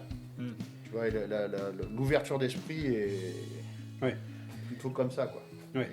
Et même si c'est plus la mode, certains consommateurs vont encore aimer des vins un petit peu charpentés, poulés. Honnêtement, c'est une mode qui n'a pas vraiment bougé, quoi. Ouais. On le voit, tu vois là, c'est Jérôme Bretodeau, là, c'est un vigneron qui a été élu meilleur vigneron de l'année là, par la RVF. Mais bon, lui, il est clairement dans l'élevage en bois intensif. Ah oui, il fait des vins assez riches. Quel coin ? Muscadet. D'accord. Donc, il fait des vins très modernes. Alors ça goûte pas le toasté grillé de l'élevage, si tu veux. Muscadet blanc, du coup ? Ouais. Donc du melon de Bourgogne. Ouais. C'est pas évident. Hein. C'est vite des vins acides. Tu vois, on parlait tout à l'heure des. Ça, c'est vins... une a priori, ça. Oui, comme le Beaujolais, tu vois, c'est ce qu'on disait tout à l'heure. Le Muscadet, comme le Beaujolais, ça fait encore partie de ces régions où on se dit, ça sur une brosse à dents. Ça va bien. Mais non, c'est comme partout en fait. Tu as des gens qui maîtrisent leurs produits, qui ont fait évoluer leur vin aussi. Et il y a des choses magnifiques. Melon de Bourgogne, il faut l'apprivoiser. Ça fait, si tu fais pas gaffe, ça se fait des vins hyper acides. Et faut l'appréhender, quoi. Ouais, non, parce que c'est une fausse image, ça. Ouais. Non, le Melon de Bourgogne, c'est pas spécialement des vins plus acides qu'ailleurs. Ouais, donc c'était juste la méthode qui faisait qu'en général, souvent il y a un peu de gaz, mais on parle de Muscadet, parce que Muscadet, c'est vaste, il y a plusieurs terroirs différents, il y a des modes d'élevage. Tu sais, un Clisson qui a 52 mois d'élevage sur lit, l'acidité est pas tout marqué. C'est ça, après. Donc c'est des vins que moi je connais pas trop. Du coup. Disons que ça pourrait être l'image que tu avais, tu vas à Saint-Malo, tu manges une douzaine d'huîtres plates et puis tu bois un verre de Muscadet sur la plage, oui il est acide. Ouais. Mais on pourrait dire la même chose de l'entre-deux-mers si tu veux. L'entre-deux-mers, c'était des vins qui étaient réputés comme ça, mais pas du tout en fait. Ouais. Mais bon, ça c'est un peu le clivage de la majorité des vins, en fait, si tu veux, aujourd'hui. Et de se dire, tiens, bah, tu es sur une carte des vins, tu as un muscadet, bah, tu vas pas le prendre parce que toi, cette image, elle est là. Tu vois, et c'est là où tu te dis, bon, les mecs, vas-y, ressaisis-toi et saute. T'as répondu je veux à mes dire, questions de tout à l'heure. Ça- Muscadet, le vin qui aujourd'hui a encore mauvaise réputation, ou pas forcément mauvaise, ok, mais qui a cette image un peu clivante. Ouais. Moi, j'étais resté sur Beaujolais parce que c'est là où j'habite Oui. aujourd'hui. Et puis, je suis toujours. Étant bordelais, tu comprends quand je rentre à la maison. Ah, mais Beaujolais. Ah, mais c'est de la banane. Ah, mais c'est pas bon. Alors, pas du Oui. tout. Mais tu vois, moi, perso, l'image que j'ai du muscadet, c'est l'image de quand j'étais itinérant avec Vincent Rouet, et qui ramenait ses bouteilles, ou que je lui achetais des cartons de ses potes. Ouais, le muscadet, tu sais pas si tu veux cuisiner avec, quoi. Tu vois, Ouais. Il était vers Cholet. Ok. Voilà. Pas des mauvais vins, Ouais, tu vois, mais des vins, ouais, c'est un peu dur, quoi. Et donc depuis, c'est vrai que je suis pas forcément intéressé plus que ça. Ouais, c'est Voilà. roi magnifique, quoi. Oui. Alors que t'as un mec, Guy Bossard, le gars, il a révélé, parce qu'en fait, si tu veux, c'est un peu le massif armoricain érodé, quoi. Ouais. Donc on retrouve moult terroirs. Ils font vraiment des choses superbes. Aujourd'hui, on commence à avoir des crues qui commencent à apparaître. Ouais. Ça part Mais, pour quel prix, une bouteille de ces muscadets-là? Du muscadet, bah, entre 8 et, ça va entre 8 et 35 euros, je pense. Oui. Donc dans une fourchette classique. Ouais, c'est ça. Ouais, t'arrives à trouver un bon muscadet très simple, un peu incisif, légèrement perlant, avec lequel tu vas te régaler, tu vois, c'est l'été, t'as ça, alors pas spécialement besoin d'une douzaine d'huîtres, parce qu'on parle souvent des muscadets, ça marche sur un poisson de rivière, tu vois. Ouais. Ça fonctionne, parce que vin délicat, poisson délicat. Du coup, va falloir que je qu'on regoute du muscadet. Ouais, il y a des muscadets vraiment en or. Des choses, Ouais, putain, mais moi tu j'avais vois. goûté Fief du Bray 93, c'est de Jolandron. Ça a pris une claque, mais... Donc toujours sur des blancs, plutôt blanc que rouge. Ouais, bah de toute façon c'est majoritairement des blancs. Après Ouais. on retrouve un peu de rouge, mais c'est Ouais. parcimonique, quoi. Ils en font de plus en plus, ou c'est juste anecdotique? Parce que tu vois, le blanc bordelais refait un comeback un peu quand même. Le blanc bordelais fait un comeback. Bah le blanc bordelais, c'est que ça leur fait du bien de refaire du blanc, parce que Ça leur fait enfin, bien de vendre du vin, surtout. c'est aussi. Ça- Ouais. Mais après, tu vois, il y a deux poids deux mesures. Après, le vignoble de Bordeaux, c'est grand, ça doit être 170 000 hectares, je pense, quelque chose comme ça. Puis pléthore d'appellations. Entre le Blayais, le Médocain, le Saint-Émilionnais, le Libournais, on a des choses quand même très différentes, quoi. C'est que Bordeaux, ça a été très axé sur un seul type de vin, le Médoc, Cher, deux châteaux, Châtelain. Bon, voilà. Et après, il y a Pinot qui a des vignes là-bas, je crois, Bouygues Télécom, enfin, tu vois, c'est LVMH. Ouais, C'est puis les je pense qu'ils investisseurs. C'est ils ont pas chinois, trop quoi. bougé non plus. C'est toujours ils sont restés un peu sur leur image un peu luxueuse et tout ça. Et Avec ça a jamais l'export, trop- hein, beaucoup d'export à Bordeaux. Et puis une terre d'investissement en fait. C'est ça. Et tu vois, la Bourgogne, je trouve que c'est un côté un peu plus jeune dans l'image générale. Tu prends le Bordelais, je trouve, enfin, tu restes sur la bouteille avec le château. Enfin, ça reste très très ancien. Oui, oui. La Bourgogne, Je je sais trouve, pas. c'est un côté un peu plus Je sais pas. jeune. C'est C'est mon point de vue. Je sais pas. C'est pas. On va faire des podcasts avec des vignerons bordelais. Johan, Maxime. Et puis on en parlera. Parce que je suis pas sûr. Je suis pas sûr. Tu vois, moi j'aurais l'image inverse. Alors peut-être parce que justement je suis de Bordeaux et je vois qu'il y a des jeunes à Bordeaux qui s'installent et qui essaient de faire un peu bouger les frontières. Par contre, tu as des gros domaines, on est d'accord. Hein. Tu as des Ouais. gros domaines qui sont indéboulonnables. Hein. Mais en Bourgogne, est-ce que tu as vraiment beaucoup de jeunes qui fonctionnent? Je sais pas. Ben, je dis pas que c'est des jeunes qui fonctionnent, mais je trouve que l'image du vin bourguignon paraît plus frais, qui Ouais. bouge un peu plus que. Je sais pas. Ton avis? L'image du Bordelais, Dans l'image du Bourgogne qui Par bougerait rapport au davantage que le Bordelais. Bah, la Bourgogne, ce qu'il y a, c'est qu'il y a une vraie identité de terroir, je pense aussi. Enfin, je veux dire, c'est. Ah, c'est du Pinot. Pinot chardonnay. Eh ouais, mais ce qu'il y a, c'est que le Pinot, il est sous moult facettes. Oui. Si tu veux, d'un terroir à un autre, quoi. En Bourgogne, tu te déplaces, tu fais 2 mètres, tu as changé de sol. Tu vois, c'est un patchwork pour certains endroits, quoi. Il y en a, c'est en escargot, enfin, c'est assez exceptionnel. Ouais. Tu vois, le Bordelais, ils ont un super terroir, mais si tu regardes le Médocain, c'est plutôt plat. C'est surtout un pouvoir de vinification, le Bordelais. Tu vois, Ok. c'est des gens techniciens, quoi. Alors, je dis ça, voilà, mais pas qu'il y ait d'impact. Mais le Bordelais, voilà, les mecs, triage optique, du raisin. Alors, c'est pas difficile de te faire un grand vin. Tu sais, avant, il y avait le grand château, puis il y avait un second vin. Maintenant, il y a le troisième, il y a le quatrième. Ouais. Donc, les mecs, ils prennent le cœur du cœur de la vendange, quoi. Ils font leur vin, puis après. Voilà, je prends l'exemple de. C'est plus d'actualité. Je prends l'exemple, tu vois, avant, quand c'était Joël Robuchon qui était à Raymond Poincaré, là, qui avait son 3 étoiles Michelin. Il faisait un morceau de bar, il prenait le beau filet, le reste, il l'utilisait pas, quoi. La truffe à l'emporte-pièce. Enfin, je veux dire, aujourd'hui, Ouais. ça n'existe plus, ça. Ouais. Tu vois. Et avant, dans le Bordelais, ce qu'on aimait bien dans ces vieux millésimes, parce que moi, j'en ai goûté des vieux Bordeaux qui étaient superbes. Hein. Toi, je me souviens, c'était un Mouton 82. C'était en 2005 chez Genet, quoi. Putain, j'ouvre le vin. Putain, merde, le truc, il était jeune, violacé. Putain, je dis, le machin, il était, mais fringant, quoi. Bah, je vais voir le chef sommelier, je dis, putain, il y a un problème avec le mouton, vous les avez achetés. Enfin, il est chelou, ce vin, tu vois. Il paraissait tellement neuf, le vin, quoi. Il n'avait pas bougé, il était indestructible. 82 gros millésimes, si tu veux, mais le vin, il était dans sa jeunesse la plus pure, quoi. Juvénile, le truc. Encore de l'alcool, encore des tanins, encore de la couleur, des anthocyanes. Non, ouais, enfin, il était bon. Ouais, il était pimpant, quoi. Ouais. Il était super. Encore 10 ans de plus. Facile. À mon avis, verrouillé, je pense, tu vois. Il était bloqué, Ah oui. le vin. Il ne l'avait pas en évolué. Il évoluera peut-être plus tard, mais Ouais. voilà. Enfin, mais c'était fabuleux, si tu veux. Aujourd'hui, ce type de vin, ça n'existera plus. Mais parce qu'on Trop de cherche technique. Et puis on cherche plus ça non plus. C'est qu'aujourd'hui, il y a on garde beaucoup moins le vin, je pense aussi que. Quand tu fais un Château Latour à 500 balles la bouteille, tu fais un truc bien moderne que ça tienne, tu vois. Ouais. Ah oui, parce que c'est de la spéculation. On parlait des De temps en temps, Bourgognes. t'en bois une, mais... Tu crois que les Bourgognes d'aujourd'hui, les Pinots, se gardent encore autant qu'avant? Parce que historiquement, le Bourgogne, c'est un vin de garde. Les gens, ils devraient, quoi. Mais je sais pas si Parce tu imagines que- un Pinot que tu gardes 20 ans, si tu le bois au bout de 2, impossible. Bah, il faut imaginer que, par exemple, enfin, je sais pas, tu prends un... J'en sais rien. Enfin, pour moi, le Pinot, si tu veux, tu goûtes dans la jeunesse, c'est un squelette, quoi. Tu vois. C'est compliqué le Pinot. Hein.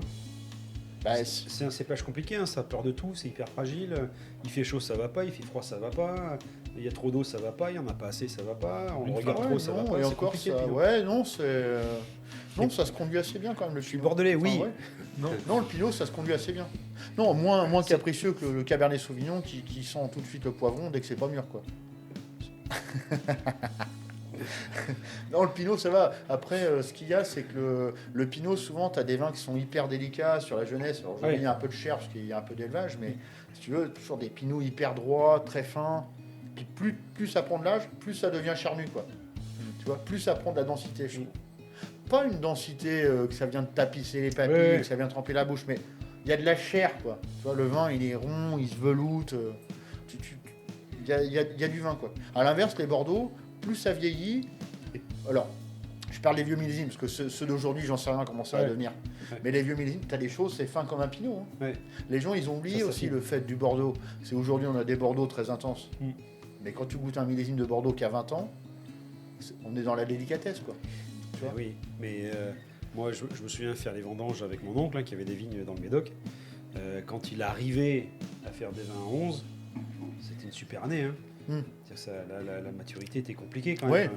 C'est Bordeaux, c'était gris à partir de fin août, c'était flotte. Et puis aujourd'hui, tu as des vins, tu te bagarres pour qu'ils dépassent pas 14. Oui, mais pourquoi? Parce qu'il trie trop. Trop de tri. Ah, puis la météo a changé. Et puis, alors après, est-ce que c'est ensemencement? Est-ce que c'est clone? Est-ce que c'est. Tu vois, on en plantait. Aussi. Mais tu vois, comme je veux dire, on parlait du muscadet, où tu as ces images un peu préconçues. Ouais, ouais. Et quand quelqu'un vient de découdre un peu ces images, finalement, tu te dis, ah ouais, tiens, Oui, finalement, c'est vrai, tac, bien tac. sûr. Et puis au fur et à mesure, tu découvres un peu le fil, et puis tu te dis, putain, mais c'est pas con, ouais, ok. Mais c'est normal. On a tous été éduqués, pareil, hein, on avait tous cette même éducation. Mais Tiens, d'où l'in- ton vin de femme, ton machin, tu faisais ça. D'où l'intérêt de discuter en fait et d'essayer de ne pas rester fermé. C'est-à-dire que, comme tu disais, moi aujourd'hui dans un restaurant, je vois un muscadet, je suis quasiment sûr de ne pas le prendre en fait. Ouais, Euh, ouais. Alors que ça veut dire que je dénigre aussi le choix du sommelier qui a choisi ce vin-là parce que pour lui il est bon et intéressant. Ouais, c'est vrai, carrément. Ouais, après. Et c'est pas... Bah, s'il y a un sommelier, parce qu'il n'y a pas toujours de sommelier. Non, c'est dans l'exemple. Mais si tu Non. regardes par exemple sa carte des vins, puis il y a 20 références, Mm. il y a 19 références qui te plaisent, Mm. et puis le muscadet, tu dis non, le muscadet je vais pas le prendre, c'est la 20e. Ouais. Mais si le mec il a fait l'effort sur 19 références, ça veut dire que le muscadet va Bien être sûr. bon. Enfin, Ouais. Oui. Mais c'est là Normalement, aussi après, où c'est- tu te bats un peu contre toi, c'est-à-dire que tu as 19 références qui te plaisent, Enfin, que tu connais. avec lesquelles tu es à l'aise. Voilà. On est Tu dis, d'accord. tiens. Ouais. Et, Mais du coup, il faut que tu te battes avec toi, c'est-à-dire que là, il faut que tu aies envie d'essayer quelque chose pour lequel tu as un a Ouais. priori. Et Bah c'est ouais. là où c'est bien. Après, je pense que quand tu es dans ces moments-là, tu es là pour passer un bon moment, tout ça, et c'est compliqué de se dire je vais sortir de mon confort Et si on essayait pour. Mais oui, mais tu vas dans un restaurant, tu découvres, tu prends le menu à 250. Déjà, ta zone de confort, elle est sortie. Quoi. Oui. Tu vois ce que je veux Ouais. dire? Là, tu regardes, tu calcules, Ouais. t'es 4, il y a tes gamins. Bon, là, tu vois la note. je vais t'es prendre déjà- un petit morgon. T'es je le déjà à connais. 1000. Ouais. Tu vois ce que enfin, Oui, et quitte à te donner un coup de boost, parce que ta zone de confort, sinon tu la prends, tu vas te manger un steak frites. Enfin, j'extrapole très large, mais tu vas au restaurant, bah justement, c'est où tu vas pour une découverte. Et dans ce genre d'établissement, si tu as choisi qu'il y a un sommelier ou qu'il y a une carte des vins intéressante, tu peux te dire, allez, je vais un peu tu vois, je vais me mettre un petit coup de pied au cul, quoi. oui. Ce qui n'est pas valable dans un restaurant traditionnel Oui, où tu c'est as vrai. l'habitude, tes habitudes. Voilà, tu bois ta petite Heineken à l'apéro, tu as pris ton petit steak frites et puis tu as pris ton petit verre de rouge, Ouais. machin. Là, tu es dans ta zone de confort, quoi. Ou du moins, pas spécialement de confort, mais tu vois, ça T'es pas dans ça la recherche conforte, de en nouveau. tout cas. Voilà, c'est ça. Et puis tu sais que si tu as déjà bifurqué, tu as déjà essayé autre chose et puis ça allait pas, quoi. Alors que là, dans ce type d'établissement, vas-y, quoi. fonce. Oui, justement, tu vas aller chercher à manger quelque chose que tu fais pas à la maison, que tu. Bah ouais, enfin. que t'as pas c'est- l'habitude. ça- C'est bien ça, ces restos là où tu sais que tu es dans un bon établissement, donc tout est fait. Ouais, J'ai été manger au Jules Verne, tu sais, à Tour Eiffel, Ouais. il y a longtemps. Hein. Honnêtement, je savais pas trop quoi en penser. Enfin, c'est un resto de la Tour Eiffel, donc il y a un côté touriste et un peu surfait, Oui. de prime abord. Hein, et alors en réalité, quand tu arrives, rapidement, tu te rends compte que non. Il y a quand même. C'est vraiment travaillé. Et, et en entrée, il y avait des crêtes de coq. ok. Ah, merde. Je savais même pas que ça se mangeait. Bah non. Ah, c'est bon, les crêpes de coq. là. Ben non. Et en fait, j'en ai pris. Forcément, Ouais. enfin, tu vois. Bah Il y ouais. a d'autres choses hein, sur le menu. Tout était vraiment très bon et connu, etc. Et donc, pour rejoindre ton exemple, c'est ça. Tu te dis, bah là, clairement, je suis dans un établissement où tu sais qu'ils vont pas le servir si c'est pas fait correctement. Voilà. Et puis, c'est le moment. Et puis, même si c'est pas bon, c'est drôle. Ah, j'ai mangé des crêpes de coq Ouais. pas bonnes Ouais. à la Tour Eiffel. Ouais, sur la Tour Eiffel, sur le ouais. Parnasse. Et si le C'est seul endroit bon, où il faut c'était les bon. manger, c'est là. Bah, c'était Tu super vois, bon. parce que, ouais, hein, c'est C'est vachement super bon. bon. Ah ouais, non, c'était bon. Moi aussi. Tu penses que ce que tu fais là, toi, va se multiplier? C'est-à-dire que tu as ici vocation d'expert, en fait. Tu vois, les gens qui poussent la porte, ils savent. Tu vois, l'ancien qui est venu tout à l'heure, Ouais. il y a eu un bon jour de vie, tu as su quoi le servir, il sait pourquoi il Ouais, vient. c'est un habitué. Tu vois, Il sait, tu sais ce qu'il veut, tu sais que ça fonctionne. Et donc, pareil, je suppose que tes voisins, ils savent que, tiens, on a un repas un peu particulier, il faut une bouteille un peu particulière, je sais pas quoi prendre. Ouais. Je vais voir Olivier, il va prendre conseil. c'est ça. Et donc, tu crois que ce genre de business-là, finalement, plutôt que d'aller chercher d'une grande surface, va se multiplier? C'est-à-dire, ton profil, Il y en a quelques-uns. Ouais. Il y en a. Ça marche après beaucoup dans les grandes villes. Ouais, il y en a, forcément. Après, moi, je l'ai fait pour moi, perso, quoi. c'est ça- compliqué quand même, non? Enfin, c'est parce que finalement, ton business plan fonctionne sur le fait que les gens vont venir parce qu'ils ont confiance en toi. Ouais, bah oui, c'est un coup de poker. Hein. Et puis finalement, tous ceux qui sont venus là, on a eu quoi, 5-6 clients, tout le monde a pris un verre, Il repart avec une bouteille. tout le monde repart avec une bouteille. Oui. Hein. Mais ouais, moi j'en sais rien. Si tu veux. Après, j'ai un peu d'impact déjà ici. Ouais. Et puis après, ben, dès que tu commences à faire ton travail, ça c'est de toute façon bouche à oreille, c'est la meilleure des pubs. Souvent c'est ça, quoi. Et c'est ça qui marche. Dans l'esprit, ça part. Tiens, t'as été là, c'était bien. T'as été là, tiens, ça vient d'ici, ça vient de là. Tu vois, Va voir et- le petit caviste. Après, je pense que- va voir Olivier. c'est ça. Vu comment tu. Vu la philosophie dans laquelle tu as monté ton truc, je pense que ça peut que marcher parce que quand tu t'écoutes, tu le fais pour toi. Les vins que tu vends, c'est les vins que toi t'aimes et tu cherches pas forcément. Enfin, Ouais, voilà. tu vas pas chercher un vin parce que le client va acheter ce Ouais, vin-là. c'est ça. Et du coup, je pense que ça peut que marcher parce que c'est là pour le coup, c'est full passion, quoi. Et- Ouais, et puis après, enfin, je veux dire, honnêtement, déjà, si tout le monde regardait un peu comment ils bossent, ce serait cool, parce qu'aujourd'hui, le sourcing, c'est ce qu'il y a de mieux. Le sourcing, aujourd'hui, c'est ce qui marche le mieux. Les gens ont envie de savoir. Pas spécialement les fringues qu'ils mettent. Par contre, ils veulent savoir ce qu'ils mangent. Enfin, Et ça, c'est c'est bien. un- Et c'est bien parce qu'au moins. Est-ce que la clé n'est pas là? C'est-à-dire que par rapport à une grande surface, où tu prends une bouteille sur une étagère parce qu'en fait c'est le prix ou la couleur du verre, tu vois, qui va attirer, ou la façon dont le rayon est agencé. Est-ce que toi, ta plus-value n'est pas là dans le sens où tu peux raconter l'histoire du gars qui a coupé le cochon ou la Ouais, vache? mais des fois, la plus-value, tu sais, les gens, s'il y a 2 € de différence, la On est d'accord. plus-value, Mais tu as une gamme de clientèle que tu ne toucheras jamais en fait. Ou rarement. Ouais, carrément, bien Ouais. sûr, ouais, une fois de temps en temps. Mais après, oui, tu sais, c'est toujours un peu ingrat, hein, Ouais. ce genre de métier. Parce que, comme je te dis, on n'est pas spécialement utile dans l'esprit. Et les gens, alors après, c'est compliqué, mais si tu veux, les gens ont du mal ici à payer le travail des gens. Si tu veux. Oui, mais au moins tu en parles. Oui, bah après, moi, au oui, moins bah t'en après, parles. C'est-à-dire que voilà. tu es capable de présenter n'importe quelle C'est ça. bouteille en disant voilà, là c'est fait comme C'est ci, que c'est je fait regarde comme ça. pas trop après tout ce qui englobe, si tu veux, ce que les gens pensent, ce qu'ils font. Moi, ils rentrent ici, ils sont servis comme voilà, ils vont être bien traités. Puis quand ils sortent, après ils font ce qu'ils veulent, si tu veux. Ouais. C'est voilà. Tu peux pas. Sinon, c'est dans le jugement, c'est compliqué. Enfin, tu vois, des questions, je m'en pose assez pour me demander voilà, où ils achètent leur vin. Ils Ouais. l'achètent ici, je sais qu'ils vont repartir avec une bonne bouteille. Ouais. Voilà. Potentiellement ils reviennent. Oui, voilà, oui. Ou alors après, tiens, il y a des amis qui nous ont une bouteille de chez vous, machin, on vient là. Puis voilà, ça se fait Ouais. comme ça. Après, il y a un côté, je trouve, où le fait que tu serves au verre, pardon, je trouve ça vachement intéressant dans le sens où, admettons, moi j'adore le rouge, ma copine n'aime pas forcément le rouge ou pas forcément le vin. Bah, tu vois, je peux venir et vu que c'est au verre, bah, moi je peux boire ce que j'aime, ce que je connais. Et elle, en fait, elle peut boire du blanc et découvrir sans pour autant acheter la bouteille. Parce que tu vois, en restaurant, en général, si tu veux de la bonne qualité, c'est à la bouteille. Au verre, t'as jamais, Oui, très rarement du bon produit, quoi. Et du coup, t'es obligé de boire la bouteille. Et ben, moi, j'aime le rouge, elle aime le blanc. Enfin, Ouais, du coup, on est souvent à prendre au verre et t'es pas dans la quali. Et là, du coup, le fait d'avoir ce côté un peu pédagogue ou voilà, éducation au produit, bah, je trouve ça vachement intéressant parce que du coup, tu peux amener des personnes qui connaissent pas grand-chose, qui veulent découvrir et qui peut-être en goûtant un verre de rouge, genre qu'elle aime pas ça, elle va repartir avec la bouteille de rouge parce que le rouge lui a convenu Ouais. et qu'au final, elle aurait peut-être pas acheté d'elle-même. Ouais, en fait. carrément. Ah, ça arrive. Hein. Et je Mais- trouve ça vachement intéressant. Mais c'est là où justement tu dois faire sortir de la zone de confort. Mm. Parce que tu dis, qu'est-ce que t'aimes pas? Par exemple, tu vois, les gens, par exemple, voilà, ils disent, ouais, trop sec. J'aime pas le vin trop sec. Mais le vin trop sec, qu'est-ce qui vous dérange dans le vin sec? C'est l'acidité ou c'est le fait qu'il n'y ait pas de sucre? Les gens te feront, c'est l'acidité. Ah, bah, sec, ça veut pas dire acide. Ça veut dire sans sucre. Et dans le rouge, qu'est-ce que vous aimez pas dans le rouge? Est-ce que vous aimez pas que ce soit puissant, âpre? Vous aimez pas que ce soit léger? Enfin, et c'est comme ça que tu peux faire changer un peu les gens et faire goûter. Puis tu fais goûter quelque chose. Puis elle fait un petit, ah ouais, ah tiens, bon bah d'accord. Puis finalement tu le bifurques un peu parce que tu as un a priori, tu vois. Enfin, souvent c'est ça. Et C'est- puis si t'aimes pas, c'est un verre. C'est pas dramatique. T'as pas Bah, mis 40 balles dans la bouteille.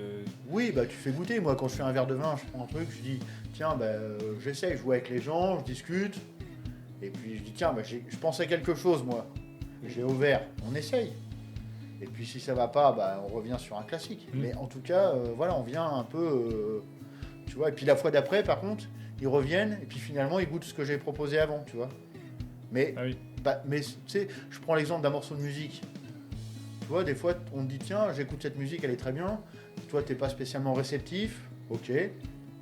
Tu l'entends, et puis bien, tu la réécoutes, et puis tu vois, cette sonorité, elle te plaît, quoi. Et finalement, tu l'aimes, ce morceau de musique.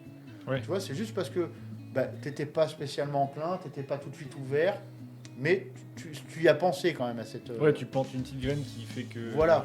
Et dans le vin, c'est un peu pareil. Enfin, je veux dire, voilà, c'est des goûts, hein. Un goût musical, un goût de la couleur, de l'habillement. Ça vient au fur et à mesure, si tu veux.